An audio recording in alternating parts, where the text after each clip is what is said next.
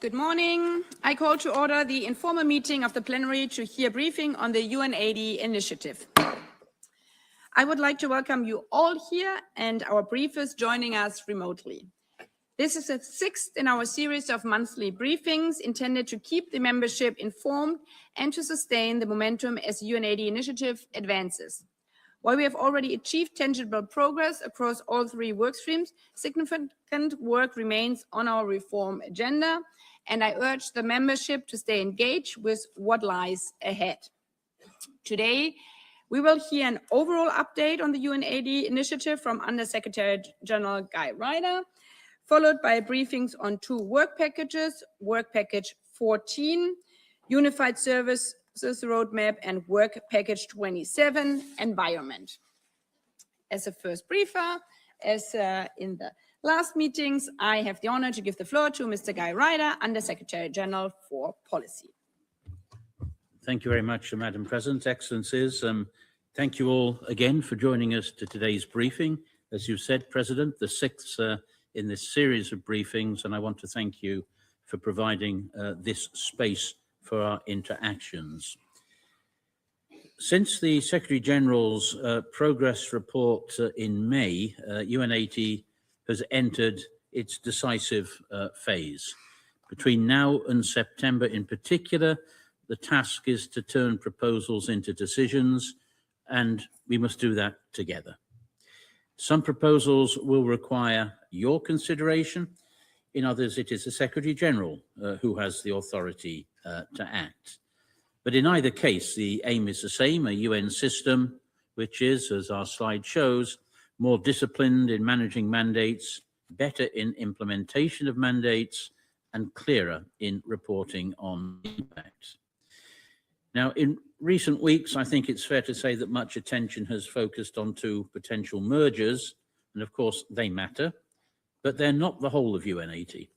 And today, let us step back and look at 4 points of progress along this mandate to impact chain. And I want to start first with greater discipline around mandates. Resolution 80/251 asks the Secretary General to improve how he assigns implementation responsibilities on mandates based on comparative and collaborative advantage. And we are taking a first step towards applying that discipline in the proposed programme budget for 2027. You might recall the heat map, as we called it, from last year's mandate implementation review. It's on screen now. The darker areas showed where Secretariat entities cited the same resolution to justify their 2026 programs, and hence at least the possibility of overlap or of duplication. So, on the basis of this evidence and the resolution for 2027, we issued stronger guidance, and colleagues have worked diligently to remove outdated references and to sharpen their focus. And the result is on the next slide. There it is. The green areas mean improvement. They mean less overlap. And so you see that we are acting on some of the areas of concern which have arisen in the UN80 process. And to be clear on this subject, this is not about any assessment of the value of mandates. It's about how we manage them, how we implement them. It's about discipline in how we, in this case, implement the proposed programme budget. And I have to say this is precisely what the resolution asks us to do. And in July, we will update mandates.un.org and offer briefings to the ad hoc working group so that you can see this and more progress yourselves as we move forward. But as the resolution also recognises, discipline begins earlier, and that is when mandates are drafted. You asked for better support, and to improve our support in the 81st session, we've established a new central point of contact, and you can reach that at mandates@un.org. Then let me move on to the second, the better delivery phase. Once mandates are assigned, the question is whether the system delivers well on them. And that is why today's brief on the Unified Services Roadmap matters. Back office services are delivery infrastructure. Finance, human resources, administration, and ICT determine how reliably we support teams and clients. The new roadmap turns common needs into shared solutions. For the first time, we have a joint approach across the system, pillars, global and country operations. And here the point is not just about savings, it's about better quality, faster support, and more resources directed to the mandates that you set. Third, the greater programmatic coherence phase. The environmental work that we will introduce today shows that UN80 reaches beyond efficiency, where mandates, expertise, and capacity are spread across the system. We need to work with you to bring them better together. And this is what we're seeking to do. Fourth, stronger impact reporting. Member states need to know what the system has done and what difference it has made.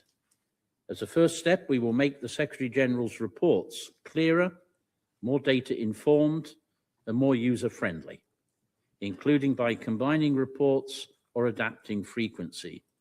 And we will share a written note on this with the ad hoc working group on mandate implementation review tomorrow. And let me conclude, Madam President, by looking ahead. This briefing is part of a sequence through to September, and the next one will take place on the 22nd of July. By then, we will also share more information briefs and reports by the Secretary General. And we will also support you with better digital tools. I had the occasion to mention the transcripts UN.org in the ad hoc working group meeting on Friday. Please have a look at it, try it. It makes it easier to follow the many meetings competing for our attention. And I would conclude with one request. Please engage and give your attention to the QCPR resolution, which is now under development. It is your most immediate opportunity to advance several UN80 reforms at once across the system, from better country configurations to shared back office services. And again, the thread across our work, I hope, is evident.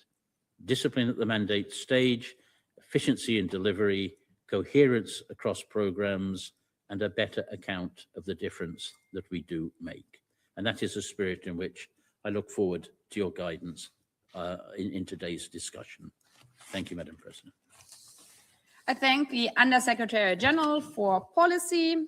I now give the floor to Ms. Catherine Pollard, Under-Secretary General for the Department of Management, Strategy, Policy and Compliance, and Chair of the High-Level Committee on Management. Please.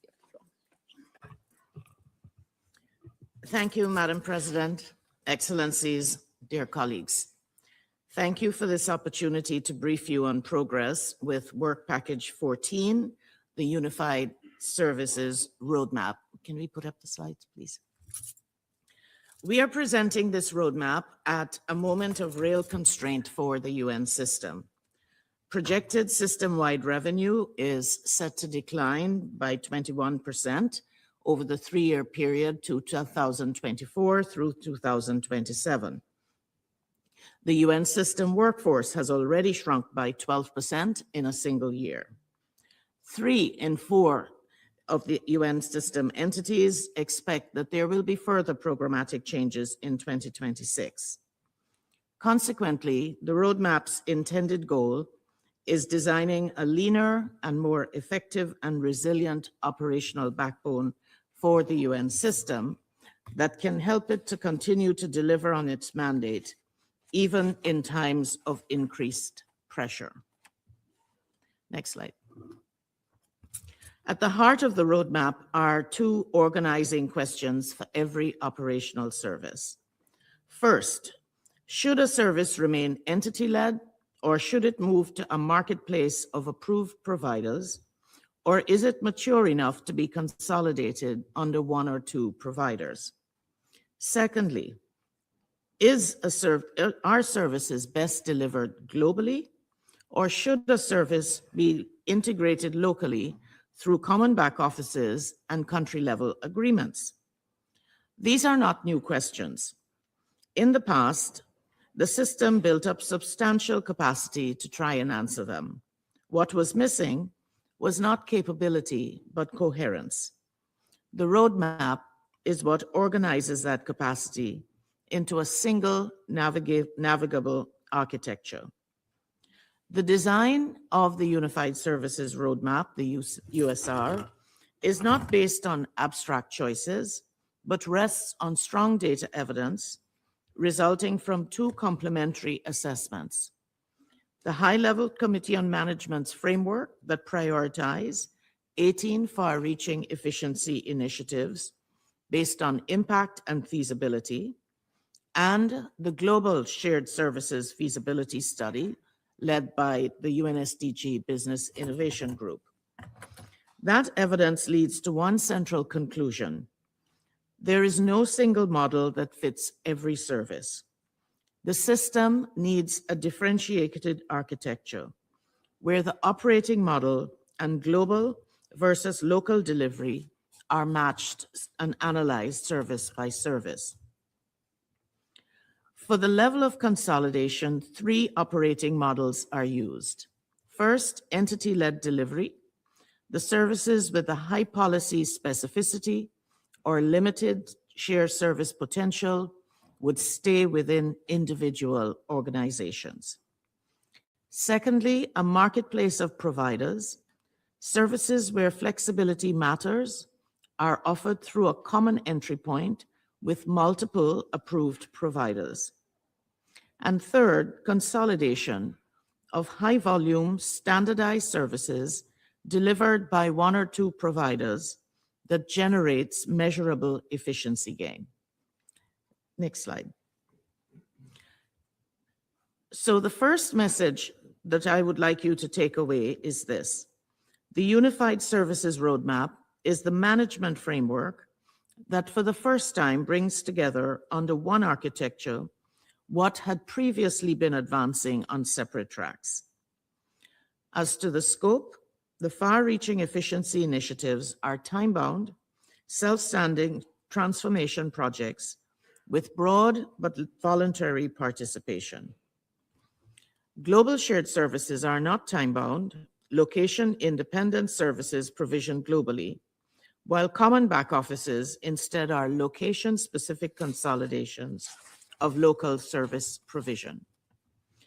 And we are doing this work in conjunction with the new humanitarian compact under Work Package 2 that is a proving ground for integrated services approaches. Models validated in complex humanitarian settings can then be scaled up across the wider UN system.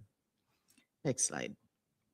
I can assure you that the USR is not prospective. Implementation is already underway across all 4 tracks. Among the far-reaching efficiency initiatives developed under HLCM, an artificial intelligence-powered language services project is advancing technical and policy solutions. And a system-wide ICT procurement initiative has completed negotiations on a major software contract, with further contracts expected by August 2026, and a new UN System Services Hub is fully operational, providing one-stop access to booking 20 operational services through online servicing.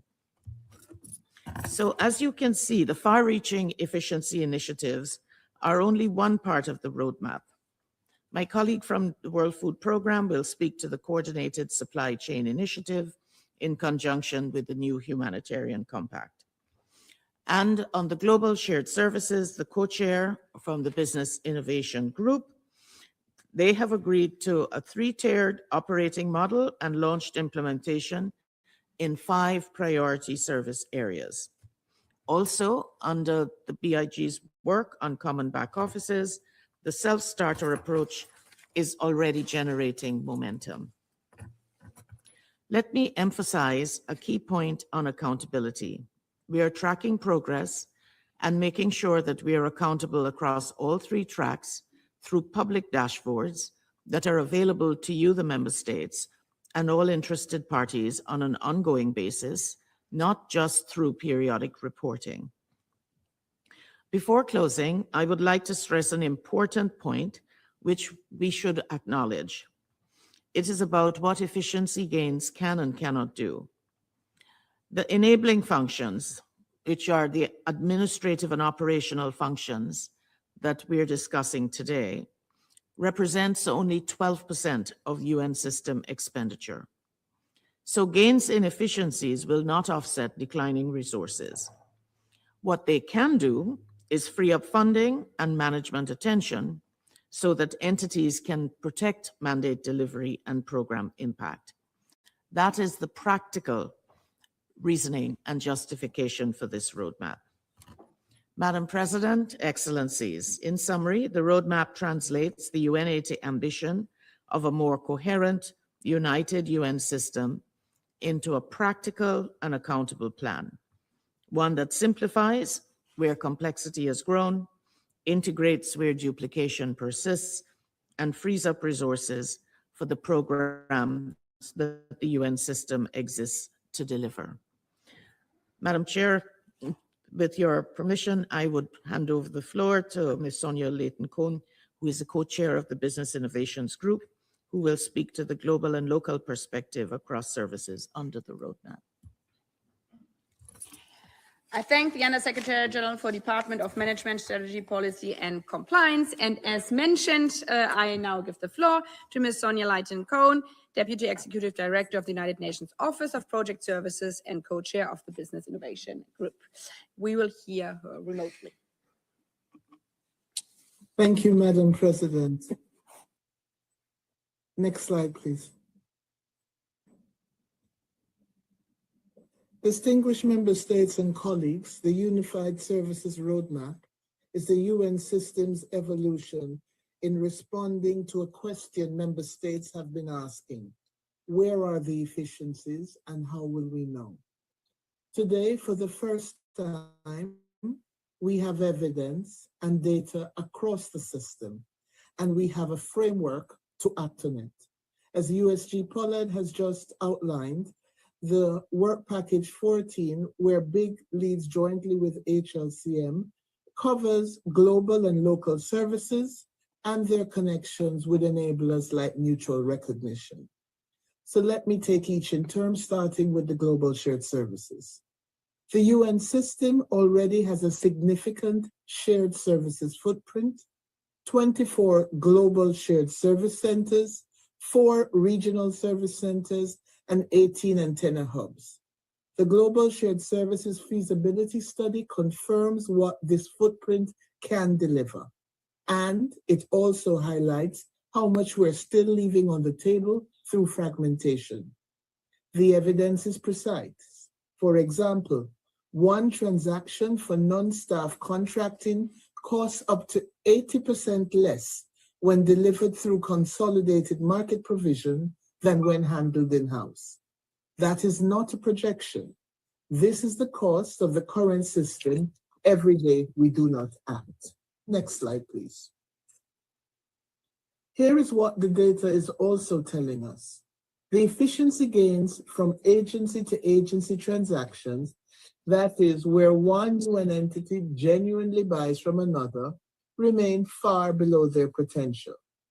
Entities we have found are willing to provide services, but they're far less willing to receive them or buy them from others.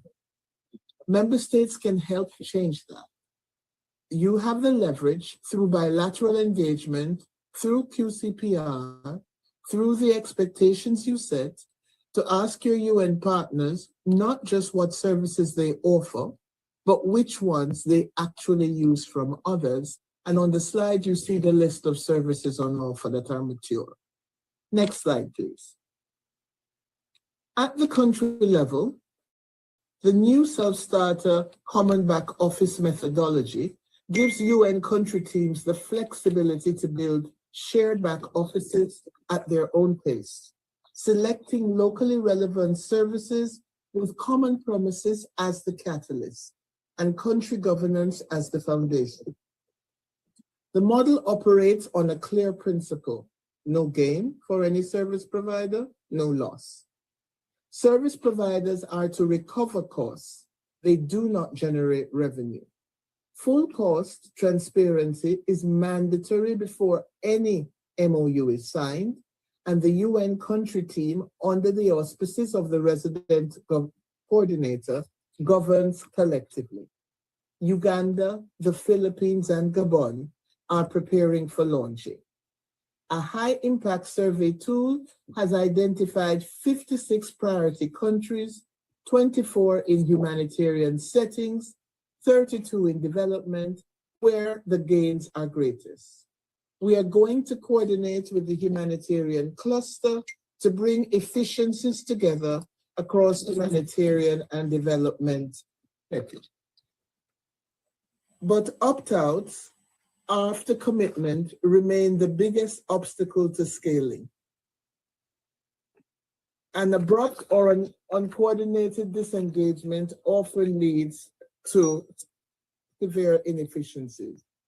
We do ask member states to be active sponsors of this change, to signal directly to your UN country partners that self-starting CBOs are what you expect, because we need to ensure we optimize coordination and efficiency locally.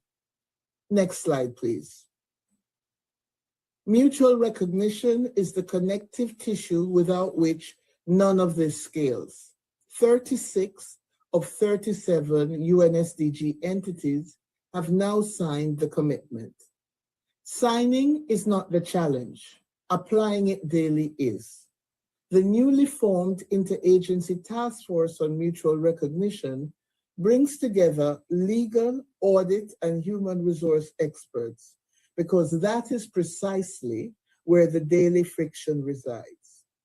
First priority has been mapping end-to-end HR processes to identify where bureaucracy blocks what should be routine, such as shared rosters or portability of background clearances.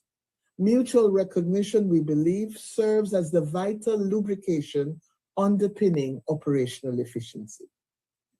The architecture is in place, the data is clear, the tools are ready. What we ask of you today is to champion the work at the country level and in your bilateral dialogues. United to deliver means exactly that. Thank you. I thank the Deputy Executive Director of the United Nations Office of Project Services, also underlining the role and responsibilities and power of member states in their functions in the different boards and agencies with regard to the global shared services. I now give the floor to Mr. Karl Skau, Acting Executive Director of the World Food Programme. He is also joining us remotely. Thank you, Madam President, and Excellencies, distinguished colleagues. Very, very warm greetings from Rome, literally warm. It's really hot here in Europe. I have the honor to update on our efforts to integrate supply chains and also to build a stronger system of shared common services. And these key actions are under the Work Package 14, closely linked to Work Package 2 as well. There has been excellent momentum really behind these reforms. Agencies are truly breaking down barriers, combining their strength, and finding practical solutions to find the ways forward when challenges erupt. The goal is clear. Together we can stretch the resources further, strengthen also our distinct mandates, and deliver more impact for those people that we serve and for the governments and countries that we serve. And we are advancing quickly now from design to delivery, as the Secretary General has really asked us to do. We have the emergency pilots and day-to-day operations are already showing what is possible when we replace this fragmented approach with a more integrated and system-wide model. So it's quite exciting, and let me start really with the integrated supply chain approach, which I would say arguably is one of the most tangible and exciting opportunities now coming out of this UN reform effort, this UN reform agenda. It promises game-changing cost savings, really, and real impact gains, because 70% of the humanitarian spend is supply chain related. So it is a massive opportunity here. The premise is simple. Agencies will come together and deliver as one, not as a new entity, but by drawing on the best supply chain services of the leading agencies that is already available. The more agencies that participate, the greater, of course, the economies of scale will be, and the greater the savings, but most importantly, the impact of this project. The model is being coordinated, as you may know, by DOS, the Department of Operational Support, IOM, UNHCR, OCHA, UNICEF, and us at WFP. So together we are now rolling this out, and it's kind of a three-pillar approach focused on one, the integration of our agency's global procurement capacity. Second, the global logistics, the freight forwarding, and also third, then the harmonized in-country logistics. Any agency that is able to share these delivery services are being included, and we're now fast-tracking this model, launching in 5 priority settings already by the end of August. It's Afghanistan, it's Haiti, it's Palestine, it's Somalia, and it's Sudan. These are obviously very complex humanitarian contexts, but it's also where the impact gains are the most urgently needed, given the needs and the constraints around funding. So our plan is that, once we've launched this, we review the lessons learned from this initial phase, and then we should be ready to scale this model to additional humanitarian emergency settings in other countries by the end of this year. And eventually, we hope to have a model that can also serve non-humanitarian contexts, of course, on supply chain to bring this benefit to the full system. UN agencies have already been adopting this kind of concept, if you will, of an integrated supply chain approach, now on an ad hoc basis in other settings. For example, over the past few months, we worked very closely together in a kind of a joint engagement with maritime carriers to avoid what we estimate to be around some $2 million in surcharges, these emergency surcharges that was put on maritime carriers during the Middle East crisis. And so we came together, we negotiated exceptions, and by that jointness, we got better deals, and we were able to avoid these surcharges. Another example is now our contribution in the Ebola response, where agencies have collaborated much faster and with more efficiently by sharing the different essential tools available and platforms for this overall humanitarian response led by WHO, like, for example, dashboards to track PPE levels. So, we expect really to see quick and measurable efficiencies as this model now matures, and excited, of course, to come back to you and keep you updated and report on progress.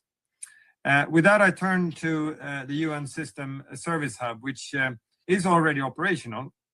It was the kind of foundations of this was, it was created after the UN80 Initiative called for our systems for our system to scale up more common services. But it follows the success of what we had before, which was called the UN Booking Hub platform. That booking hub supported some 22 UN agencies and generated more than $18 million in efficiencies in 25 alone. So there's huge potential, because now with the UN Systems Service Hub, we are extending this approach across a broader range of services, and really with the potential to deliver efficiencies at scale. It's currently operated by UNHCR, by DOS, and by WFP. It offers some 20 services. It includes vehicles, it includes travel, engineering, asset management, and disposal. So there's a whole long list of menu of services that is provided. And it's really simple. It's a platform that supports a marketplace model. It connects agencies that has established services that they can provide with demand for that service on a web page. And we expect that this also down the road will create opportunities to also consolidate services, to bring them together once we have generated traffic on this platform. The UN fleet, for example, is a proven example where services have been successfully consolidated. This fleet combines the vehicle leasing of WFP, but also UNHCR in more than 100 countries, and it's being used now and drawn upon by many, many agencies across the system. We estimate that it already has, an annual saving of some $1.6 million just by agencies, programs, projects not having to do huge procurements of vehicles, but leasing them from this joint system. So we really invite other agencies also to join us, to use this platform, offering their service to others, but also identify further opportunities to consolidate these services down the road.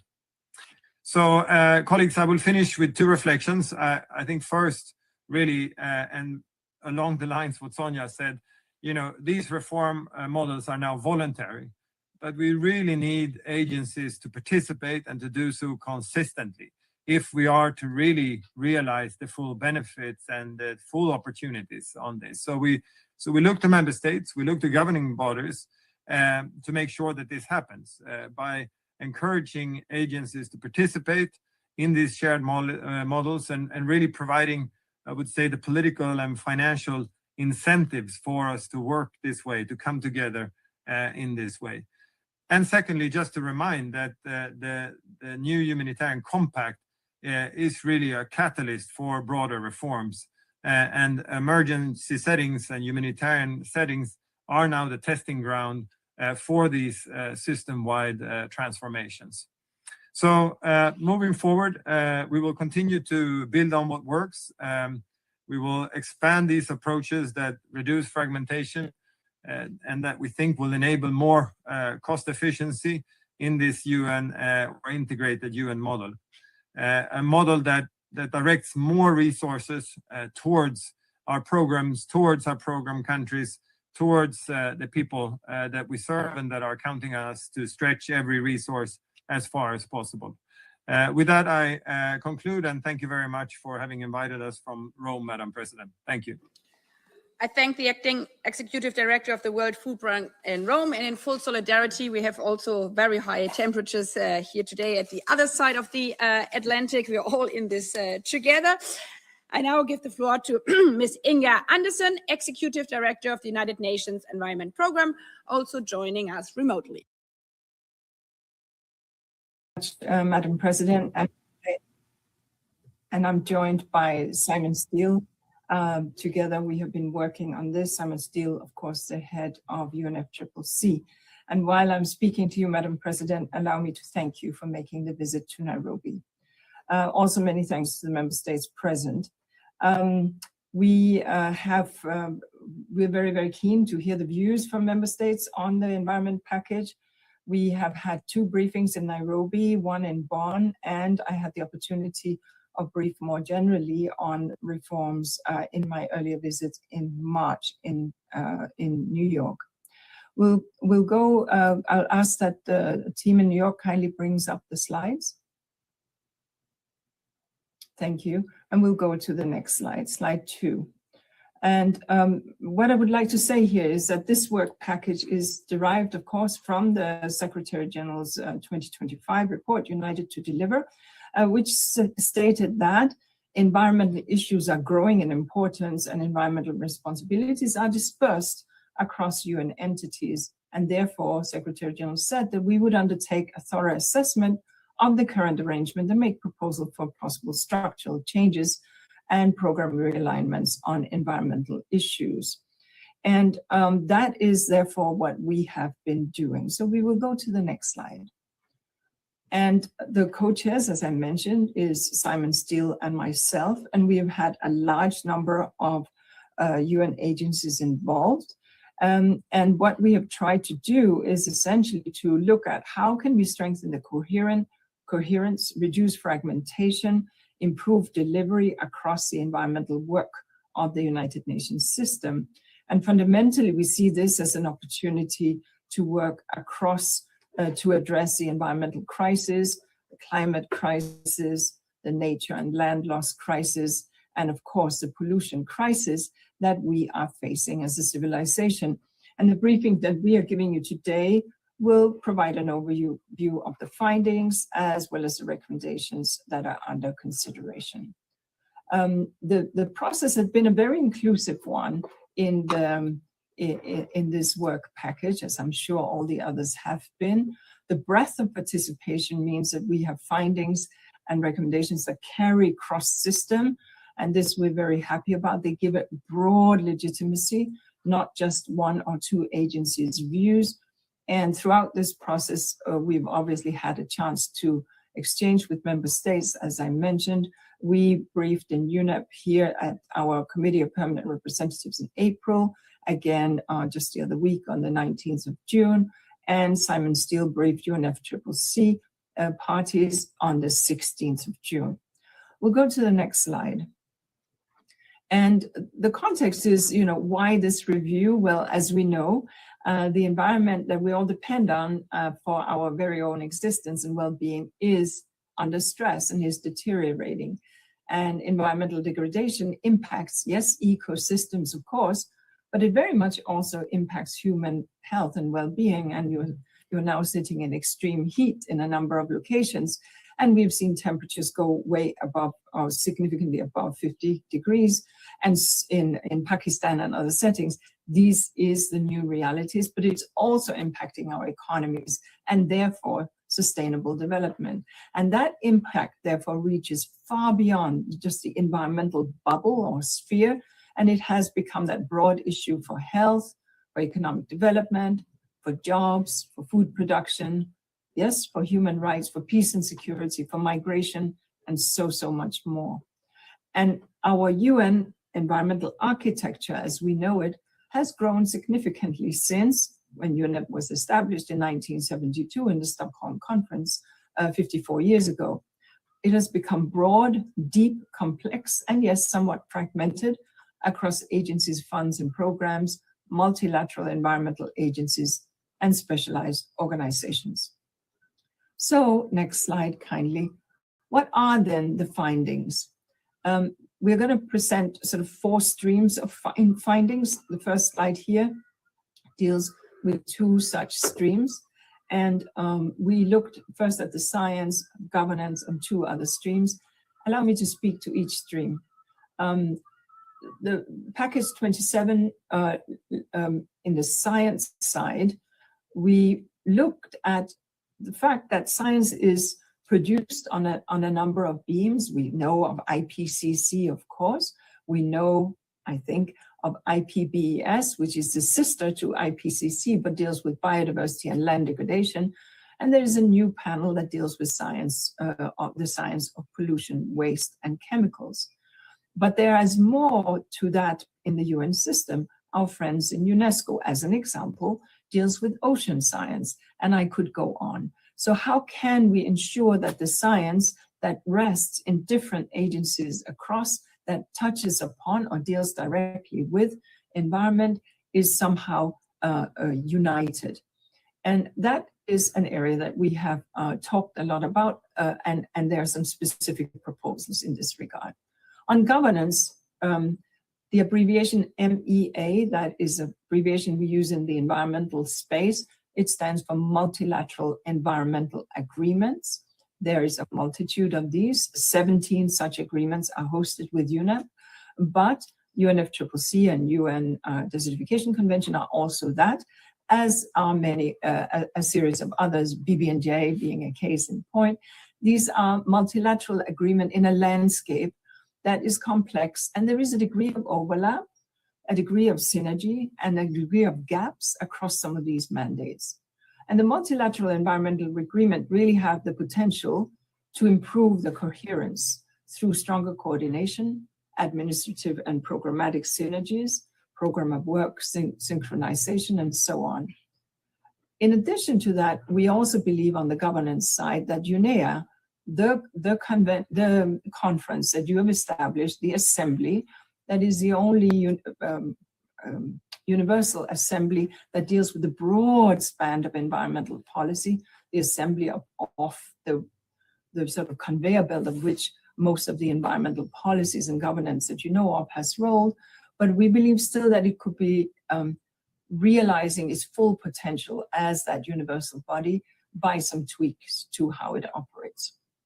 We'll go to the next slide, where the other 2 streams of findings will be presented, and that deals with coordination and implementation. First on implementation and coordination. On the coordination side, there is the Environmental Management Group, which was established by a UN resolution in 1999, a group that is about 50 agencies. The head of UNEP is the chair of that group. But that group could also be increased in terms of its role that it plays. It could be reporting to UNEA or to UNGA and to the Secretary General. There are a number of opportunities. It could be using digital and interagency tools. It could create AI-enabled support centers. It could, or it could not create, but it could take information from some of these new ideas that are coming out. The Environmental Management Group brings together these 50 agencies and works on topics that are topical and relevant. For example, the issue of plastic pollution. How can each agency, from ICAO and aviation through agriculture, WFP and FAO and IFAD, through WHO, deal with plastic and the elements around plastic pollution? So taking that common approach across all agencies. But how can we go the last mile and provide the real technical expertise to agencies as they set about to do that? Some of the key cross-cutting findings, therefore, is that the challenge is not about the absence of institutions, but weak alignment amongst them. And so we feel that there's a real opportunity here to not work in these silos, but to find a way that we can have better MEA governance, better coordination across, and better work to ensure that the duplication and the siloing does not happen. We'll go to slide 7, please. So what then are the this work package 27, what are the recommendations? There are currently 10 recommendations, and they fall into under three global goals. And the next slide, please, slide 8. So the first goal deals with elevating the environment in the multilateral system. This goal has 4 recommendations, each targeting a different dimension. Recommendation 1 deals with recognizing that a healthy environment undergirds the UN Charter pillars. There can be, environment is a dimension of ensuring peace and security. Environment is a dimension of human rights. It is certainly a dimension of sustainable development. And each of these, when the environment is collapsing, chances are that there will be conflicts over water, over grazing, or whatever it might be. And of course, then it is not infrequent that human rights are infringed upon and that development is halted or stunted. So that's recommendation 1. Recommendation 2 speaks to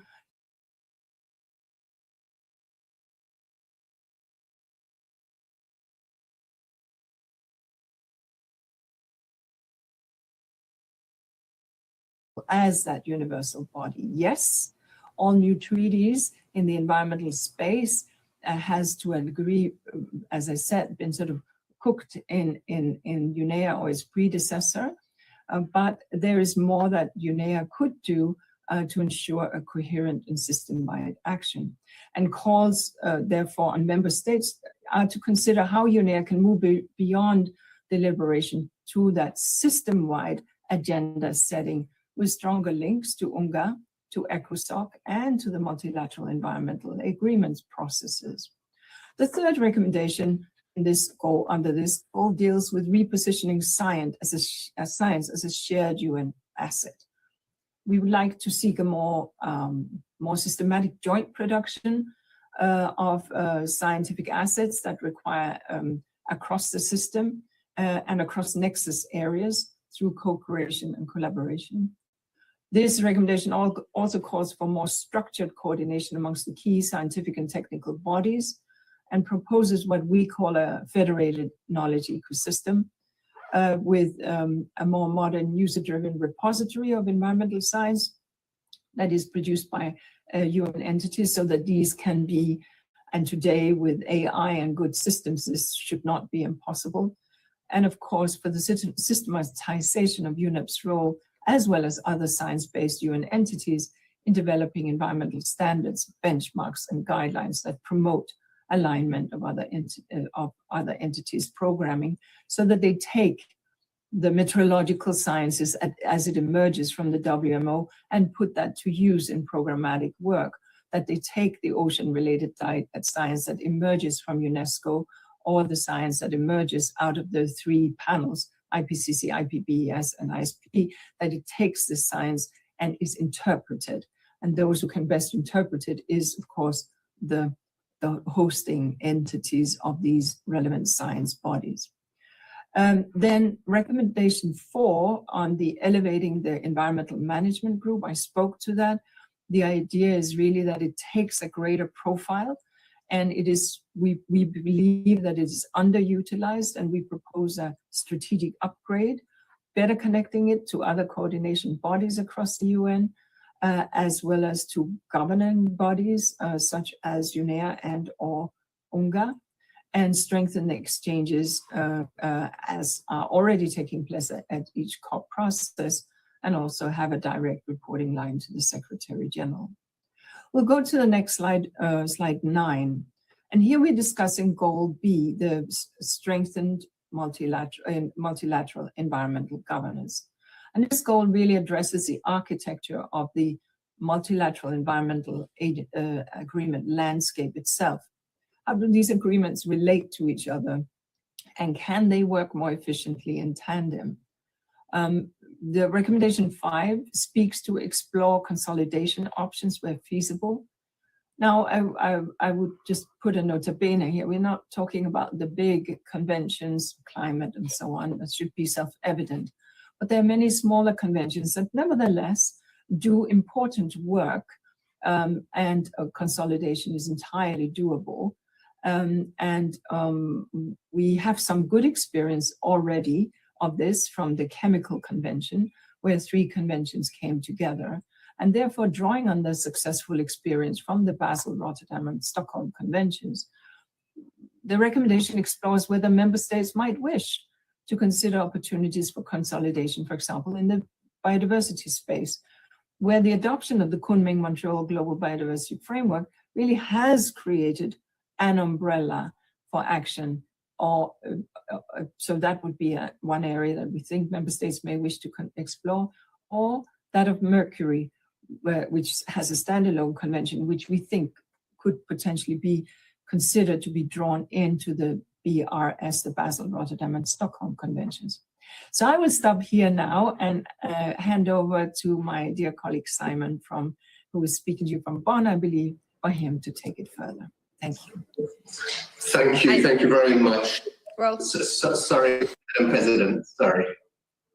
I first wanted to thank the Executive Director of the United Nations Environment Program, and also underline whoever wants to see UN80 reform right at work should go to the headquarters, also with rebuilding and restructuring on the grounds, while delivering not only on the efficiency targets of UN80, but also on implementing on the environmental SDGs on the ground.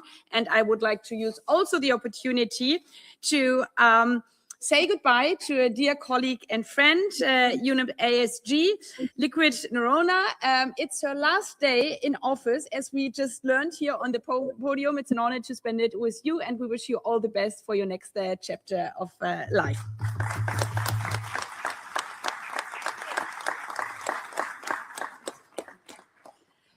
And now I give the floor, dear Simon, to Simon Steele, Executive Secretary of the United Nations Framework Convention on Climate Change in Bonn. And I learned that also in Germany, it's very hot at the moment. So thank you for joining us. It's sweltering over here. So thank you, Madam President, and thank you, Inga, for setting the context to Work Package 27. So the remaining elements that I will cover focus on improving the effectiveness of the environmental governance system and how we accelerate implementation at scale. And that is across the UN system through to in-country on the ground. And it's built around the general proposition that we're not creating new structures or institutions. This is about making what already exists work better, and how we work together far more coherently. And it's recognizing that countries are having to navigate increasingly complex and fragmented MEA landscapes. We have countless agreements and reporting requirements, multiple and overlapping implementation processes, which are all working in parallel. The other fundamental principle that we are working to is that all measures that are proposed fully, and this is notwithstanding the elevation of UNEA, but it's fully respecting the existing governance arrangements and mandates of the different entities that are involved in this. So recommendations 6 and 7 therefore focus on strengthening programmatic and administrative synergies across the MEAs. So starting with recommendation 6, it seeks to improve efficiency and reduce programmatic duplication across the MEAs. Again, fully recognizing member states' party-driven nature and autonomous decision-making arrangements of each MEA. So some of these programmatic synergies would include integrated or more integrated planning with strengthened coordination and cooperation across MEAs, expanding joint mechanisms, again speaking to that increased coordination, coordinated work programs and cross-MEA task forces with more harmonized monitoring and reporting. Recommendation 7 covers the operational efficiency gains across UNEP administered MEAs. And this will speak to institutionalizing cross-MEA communities of practice for greater peer-to-peer learning, the streamlining of common functions, for example, registration, or where the rules apply, NGO accreditation. Then pooled meeting support with surge capacity, especially looking across many of the international meetings and COPs within the MEAs, how we can work better, support each other in common service areas. And then considering if and how in-country reporting can be simplified or harmonized. We've done an inventory of reports across the entire environment space, nature, climate, pollution, and there are in excess of 40 different reporting mechanisms which are burdensome on countries, and there are some very clear ways in which some of that reporting can be simplified, can even be consolidated, again, to reduce that burden on countries, which we're constantly hearing from member states. If we now move on to slide 10, recommendations 8 and 9. Here we're focusing on scaling implementation of country commitments through a stronger coordination architecture, better supporting the science, policy and implementation areas, and bringing greater coherence across all environmental priorities of climate, nature and pollution. And this is really how we connect the MEAs with practical implementation, bridging the gaps between the multilateral process and what's happening within the real world, what's happening in country on the ground. And this includes the creation of support centers, starting with an initial climate pilot support center. And we are working with UNGA and UNCTAD in how this can be developed. And this is about connecting expertise, knowledge, tools, support, and implementation partnerships, and the different coordinating mechanisms that align policy making with mandates, and then mandates to actual implementation. And here, with the proposed support centers, there is strong complementarity with the joint knowledge hubs under work package 7. And there again, we're working very closely with UNGA and UNCTAD in ensuring the synergies between the two are fully optimized and coordinated. Now on to recommendation 10, which speaks to institutionalizing direct engagement with real economy actors. And when we look at private sector engagement with MEAs, it's highly fragmented. The financing that is projected to support all MEAs per year is somewhere in the region of $5 to $7 trillion US. So the need for better coherence and clarity as to how MEA decisions link, that there is a clear link to implementation pathways for investors, for private sector actors, significant opportunities to strengthen that, to ensure that those finance flows, recognizing they're all coming from the same pots, are effectively and efficiently aligned. And recommendation 10 proposes that engagement with the private sector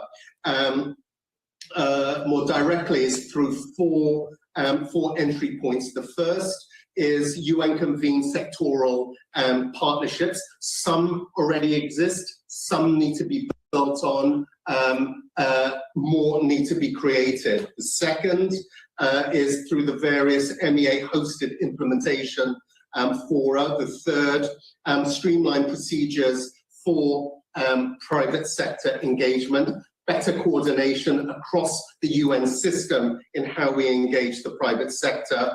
And then the fourth and final is much earlier government and private sector engagement on MEA implementation plans. So in a nutshell, this is how do we make the UN system work better as a whole in implementing the MEAs for greater impact on the ground. Now to the final slide, slide 11. Slide 11 shows that work package 27 is not working in a silo. There are multiple other work packages that complement, support the work that we are doing within work package 27. So whether that is the knowledge hubs, expertise on demand, country team configuration, regional resets, these are all part of how we connect the policy mandate pieces to implementation on the ground, and we're working closely within each of those work package leads to ensure that those synergies are fully recognized.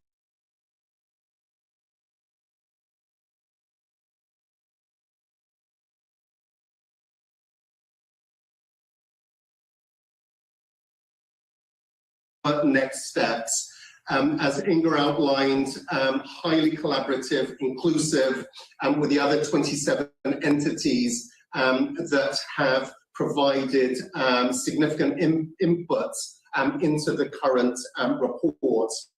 Inga and myself have presented to our respective member states and parties on where we currently stand.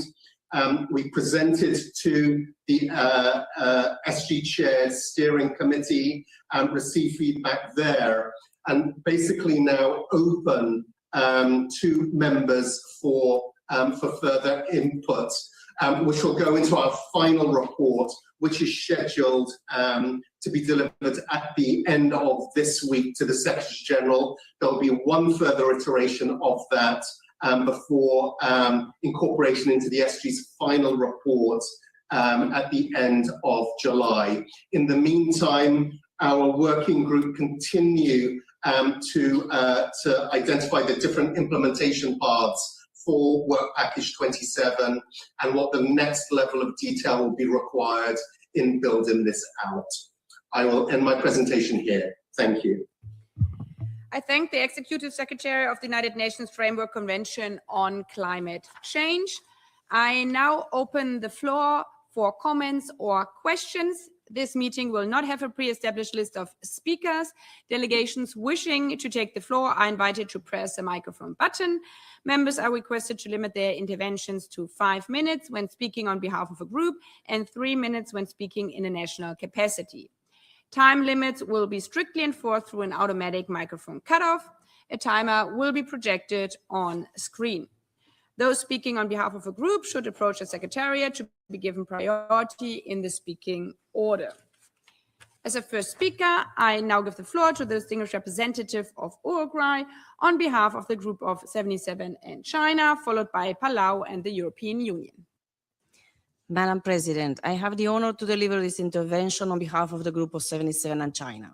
The group appreciates the overview provided by the Under-Secretary General for Policy, Mr. Guy Ryder, on the UN80 Initiative, as well as the updates received on work packages 14 and 27 by the other panelists. The group wishes to acknowledge efforts to provide Member States with pre-briefing materials and relevant reports, and reiterates its request to receive them with enough time in advance of these briefings in order to facilitate more substantive exchanges. At the outset, let me reaffirm the Group of 77 and China's continued support for the UN80 initiative, as well as its overarching objective of achieving a paradigm shift in how the UN system organizes its work in order to deliver greater impact on the ground for the people we serve. The group also wishes to reiterate that any reform proposal should not lead to the dilution of development mandates, nor jeopardize long-standing country-level work carried out by UN development entities. Any structural adjustments should respond to clearly identified challenges and respect the operational realities of field presences. Whenever possible, efficiency gains should be redeployed to development activities in program countries, with a view to fulfilling the UN80 vision of strengthening impact on the ground. The Group of 77 and China sees particular merit in Work Package 14 and takes note with appreciation of the pre-briefing material entitled UN80 Unified Service Roadmap.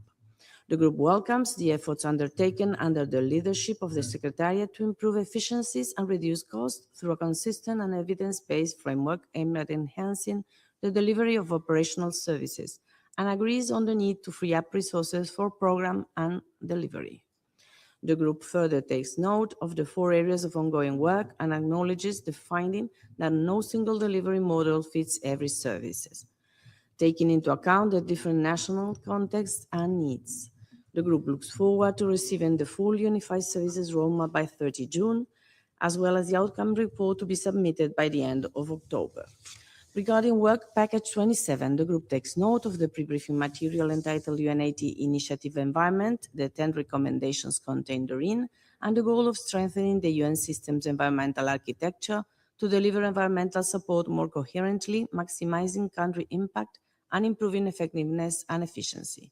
The group looks forward to receiving the Secretary General's information brief in August.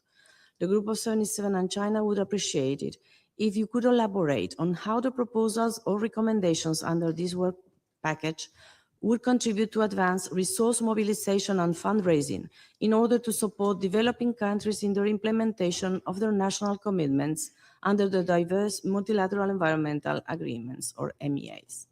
The group remains firmly committed to engaging in all relevant deliberations actively and constructively, with the aim of ensuring that all processes are transparent and inclusive, thereby enabling a more effective, efficient, equitable, and truly representative United Nations system. If I may, so just in an additional capacity, I would like to thank also of this presentation the ideas of reposition environmental science as a shared UN asset, and also the idea of reducing the burden of reporting to member states on the MAAs. Thank you so much. I thank the distinguished representative of Uruguay on behalf of the Group of 77 and China. I now give the floor to the distinguished representative of Palau on behalf of the Association of Small Island Development States. Madam President, I have the honor to deliver this statement on behalf of the Alliance of Small Island States, AOSIS. At the outset, AOSIS thanks Executive Director of UNEP and the Executive Secretary of the UNFCCC for today's briefing on UN80 Work Package 27 on the environment. As AOSIS noted during the previous briefing on this work stream, while we recognize the value of enhancing coherence and coordination on environmental issues, we stress that any structural changes to existing arrangements, particularly those with well-established mandates and intergovernmental processes, must fully respect prior agreements and decisions adopted by their respective governing bodies. In this regard, proposals emerging from this process must be considered through a member state-driven process. Madam President, allow me to highlight a few reflections on the proposed goals and recommendations. First, AOSIS welcomes the aim to elevate the environment in the multilateral system. Nonetheless, we would welcome further clarification regarding several of the recommendations presented.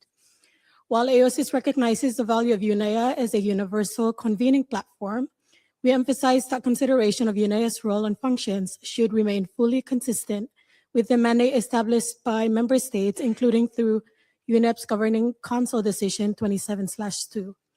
In this context, AOSIS recalls General Assembly Resolution 55/198, which encourages the Conference of Parties and the Secretariats of the Rio Conventions and other multilateral environmental agreements, MEAs, and UNEP, including through the involvement of the Environmental Management Group, to continue enhancing complementarities among them. Importantly, such efforts must fully respect the status of the Secretariats of the Conventions and the decision-making prerogatives of the respective Conference of Parties. As such, AOSIS requests further details on the Environmental Management Group 2.0, specifically how this differs from the coordination functions already mandated to the current EMG. Second, on strengthening multilateral environmental governance, AOSIS recognizes the potential benefits of enhanced cooperation among MEAs where this can facilitate implementation and reduce burdens on parties, particularly SIDS. However, we recall that each MEA operates under distinct legal, institutional, and governance arrangements. They do not all share the same secretariat structures, administrative frameworks, and reporting requirements. Therefore, AOSIS stresses that any consideration of consolidation or enhanced synergies must be fully member state driven and respect the autonomy, mandates, governance arrangement, and decision-making prerogatives of the governing bodies concerned. We would appreciate further clarifications regarding the recommendations relating to consolidating options, programmatic synergies, administrative synergies, and harmonized reporting, including how they would operate in a manner that fully respects the distinct institutional arrangements of the various MEAs without altering treaty-specific arrangements. Third, on scaling implementation of country commitments and priorities, AOSIS welcomes the focus on strengthening implementation support. For SIDS, the principal challenge is not a lack of commitments, but rather the persistent constraints related to finance, capacity building, technology transfer, and technical support. As such, we hope to see recommendations that address these particular challenges. In this context, regarding Recommendation 8, what gap is the proposed coordination architecture intended to fill that is not already addressed by the EMG? And how is it related to the proposed EMG 2.0? Further, if this coordination architecture is intended to coordinate implementation across MEAs, then further clarification will be needed regarding its governance arrangements, especially considering the existing authority of individual MEAs and within their respective governing bodies. We are also keen to learn more on the proposed creation of AI-enabled support centers. Specifically, how does the proposed Climate Support Center relates to and avoids duplication with technology mechanism under the UNFCCC, in particular the Climate Technology Center and Network. For AOSIS, it is important that we avoid the creation of parallel or overcomplicated structures that duplicate existing functions or arrangements under various MEAs. Any new tools should build on and strengthen existing mechanisms, remain party-driven, and support rather than fragment the current implementation support architecture. Lastly, on the next steps, AOSIS would appreciate further clarity on the timelines, and modalities for decision-making on each recommendation, as well as appropriate decision-making mechanism. We look forward to receiving in greater detail more concrete information regarding these recommendations contained in this work package. I thank the distinguished representative of Palau on behalf of the Association of Small Island Developing States. I now give the floor to the distinguished representative of the European Union on behalf of the EU and its member states, followed by Solomon Islands. Thank you, Madam President. Distinguished colleagues, I deliver this statement on behalf of the EU and its member states. The candidate countries, North Macedonia, Montenegro, Serbia, Ukraine, the Republic of Moldova, Bosnia and Herzegovina, as well as Monaco and San Marino, align themselves with this statement. We thank all briefers for your updates, and we are very grateful for your efforts to bring about a more effective, cohesive, resource-efficient, and above all, impactful United Nations. Today's session underscores a fundamental truth about the UN80 process. Our success hinges on our ability to work together across work packages, programmatic themes, and UN entities. Work Package 27 on the environment is a clear example of this.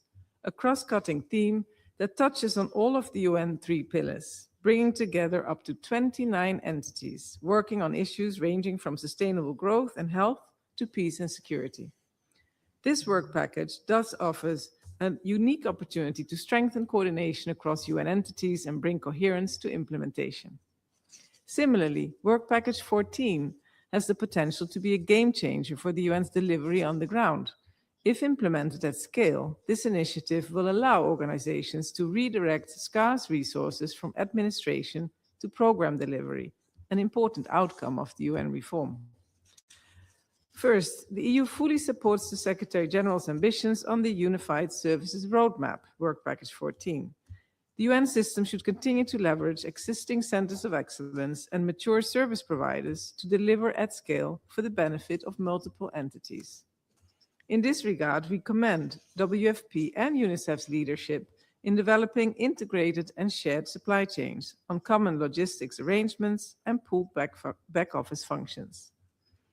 We encourage all agencies to continue these efforts at global and country level, as well as to scale up where pilots demonstrate clear gains and enhanced impact. Second, on the environment work package, the EU commends efforts to strengthen multilateral environmental governance and acknowledges the 10 recommendations based on a thorough assessment led by UNEP and UNFCCC. We reiterate that the environment represents a system-wide priority that should be adequately reflected across the UN 3 pillars. Accordingly, the reform should result in a more effective, coherent, and better coordinated multilateral environmental architecture that enhances the UN's impact on the ground while remaining consistent with existing mandates. The EU recognizes that this is not a simple task. We are especially supportive of a stronger nexus between science, policy, and operational delivery, as well as a strengthened UN Environment Assembly. We underline that we should build upon existing mandates and structures, not add new institutional layers to the system. On recommendation 8, the EU reaffirms that reform must be led by legal feasibility, governance implications, cost efficiency, and effectiveness. And could you maybe clarify the next steps in the process, including when and how the member states will be informed and consulted about concrete proposals here? Madam President, taken together, these work packages represent a shift from institution-specific optimization to system-wide optimization. The Unified Services Roadmap invites us to measure success by how effectively the UN system delivers services collectively. The work package on the environment represents a systemic opportunity to maximize impact on a key cross-cutting issue through increased coordination and specialization. Alignment and collaboration across work packages is indeed called for in the UN80 process. The EU reiterates its steadfast commitment to the success of this reform. And as always, we are eager to hear from you on the role that member states can play to accelerate implementation and make sure that UN80 delivers on its promises in line with the UN Charter. And I thank you. I thank the distinguished representative of the European Union on behalf of the EU and its member states. I now give the floor to the distinguished representative of the Solomon Islands on behalf of the Pacific Island Forum, followed by the first speakers in national capacity, Japan and the Russian Federation. Madam President, I am honored to speak on behalf of the Pacific Island Forum members. We thank the Secretariat for today's briefing and welcome the opportunity to consider the Unified Services Roadmap and environment work packages. These areas, while less explored to date, hold significant potential to strengthen how the United Nations delivers on the ground. For Pacific Island Forum member countries, the effectiveness of the UN system is measured by how accessible, responsive, and relevant it is on the ground. These reforms are therefore not technical. They directly affect our ability to engage the system and deliver for our people. On the United Services Roadmap, we welcome a more integrated system-wide approach to operational services, consolidating back office functions, expanding shared services, and developing one-stop access points can reduce fragmentation and make the system easier for small states to navigate. Simplifying administrative processes will help address capacity constraints, particularly for small countries engaging in multiple UN entities. A more coordinated approach can lower transaction costs, improve access to expertise, and enable governments to focus limited resources on implementation and results. We see particular value in scaling common back offices, expanding system-wide service hubs, and tailoring country-level configurations to context. For Pacific Island countries, accessible and integrated service delivery supported by regional and sub-regional arrangements can significantly enhance reach and effectiveness. At the same time, implementation must remain grounded in evidence and accountability. Clear performance metrics, transparent reporting, and demonstrative efficiency gains will be essential to ensure reforms deliver tangible benefits. Efficiencies should translate into stronger, more responsive support at the country level. Turning to the Environment Work Package, forum members welcome the Secretary General's assessments of the current architecture and the consideration of potential reforms. For the Pacific, the environment is central to our security, livelihoods, and future. Climate change, pollution, biodiversity loss, and ocean health are existential challenges. Strengthening the coherence, coordination, and effectiveness of the UN's environmental work is therefore critical. We support efforts to address fragmentation across mandates and institutions and to improve how countries access environmental expertise and funding.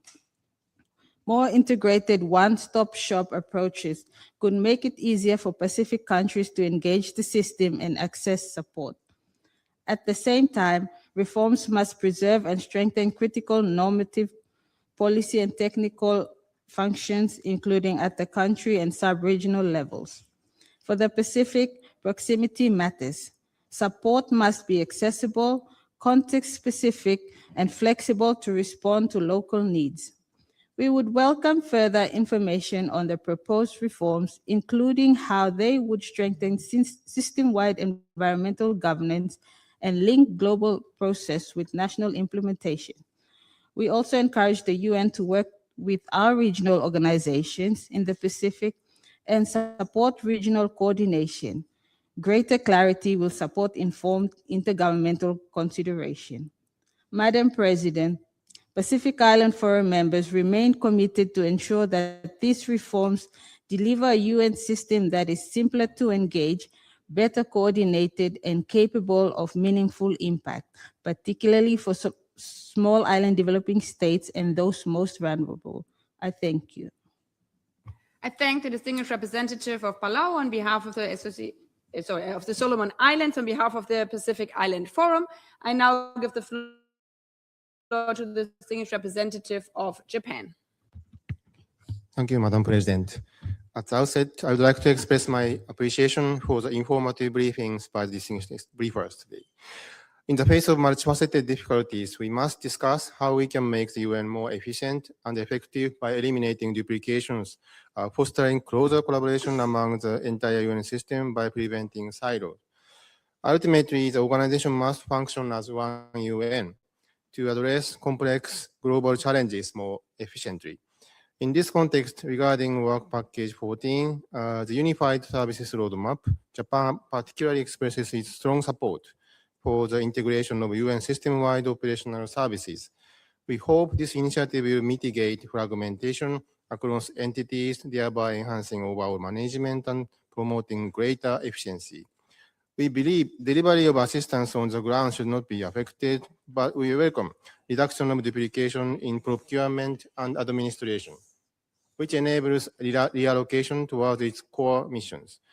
We recognize this as a crucial technical reform that Secretariat is well positioned to proactively undertake. Japan looks forward to receiving the roadmap tomorrow and also receiving updates on the progress and anticipated outcomes in due course. Japan acknowledges the ongoing efforts on Work Package 27 regarding the environment. Our expectation is that any new initiative will serve to maximize the efficiency of the delivery of environmental support by increasing greater system-wide coordination, coherence, and science-based effectiveness, as well as programmatic synergies. In that context, we would appreciate a further clarification regarding the proposed one-stop shops under the recommendation 9. For example, expertise on demand in the context of regional research is designed to address the needs of member states. Also, there are existing support mechanisms such as regional collaboration centers provided by the UNFCCC Secretariat and related entities. We would like to ask how the proposed one-stop shops will differentiate itself from these other mechanisms. Japan stands ready to engage constructively and appreciates continued transparency to assess proposed reform initiatives. I thank you, Madam President.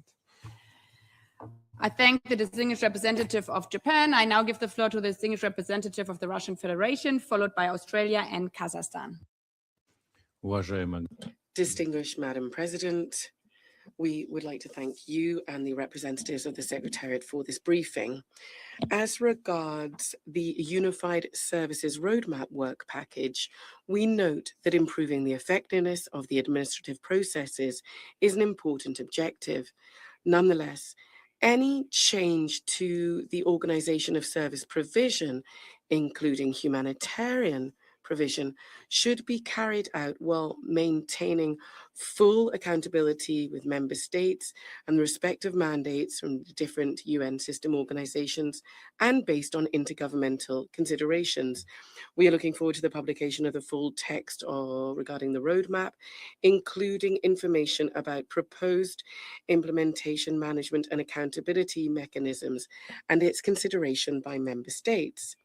As regards the proposals on the multilateral environmental agencies as part of the UN, we agree with the Secretariat regarding the comprehensive and multi-step nature of its architecture. This system is the outcome of decades of intergovernmental negotiations and reflects the complex balance of interest between different states.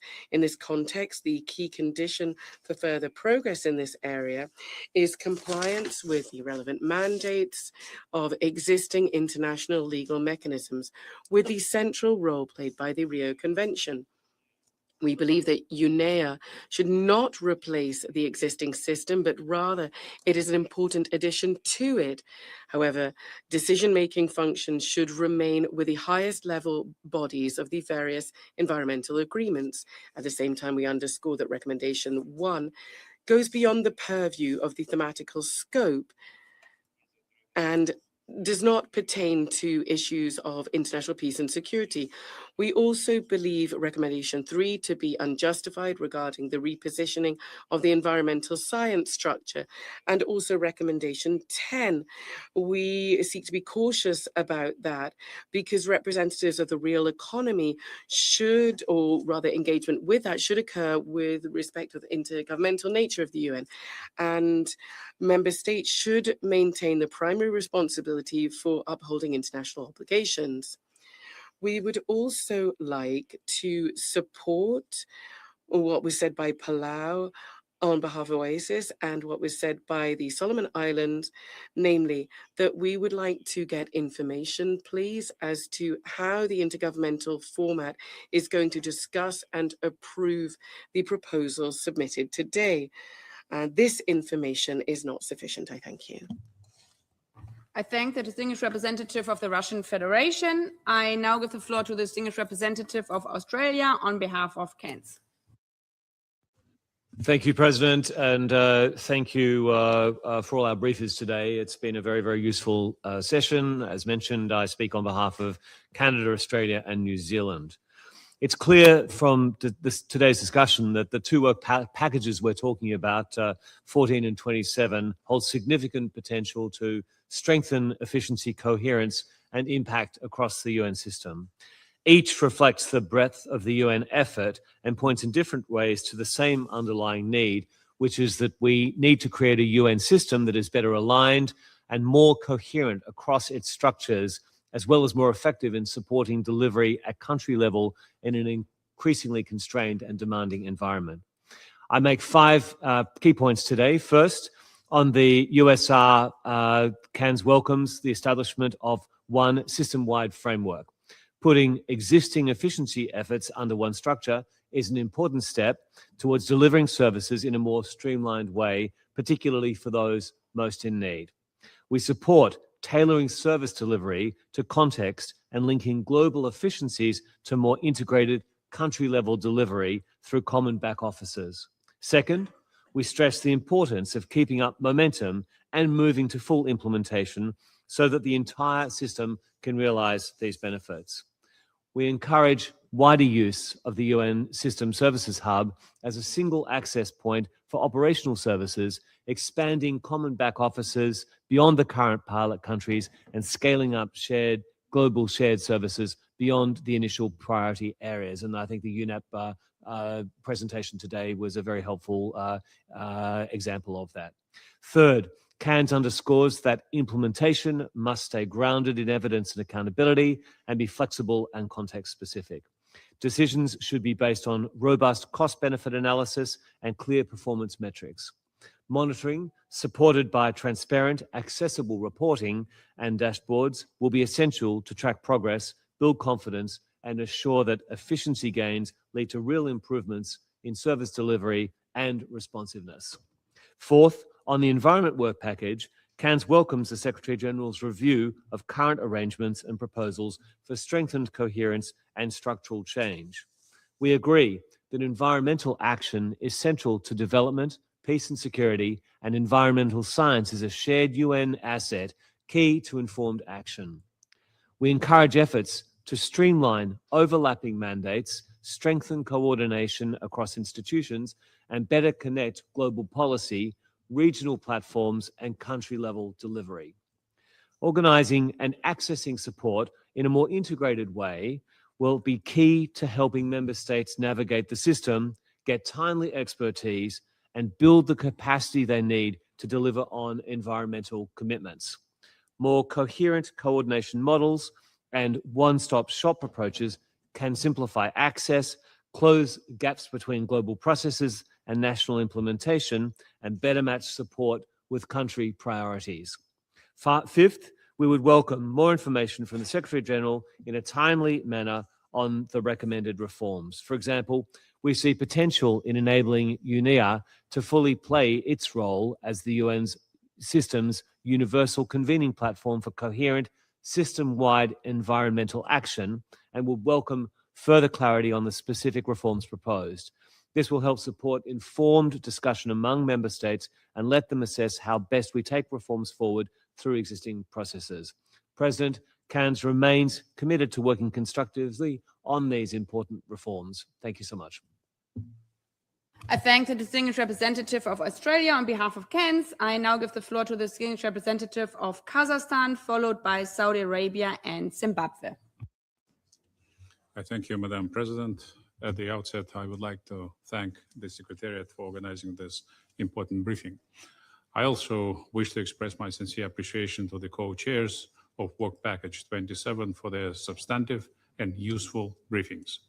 Kazakhstan welcomes this timely discussion on how to make UN environmental architecture more coherent, effective, and better equipped to support member states.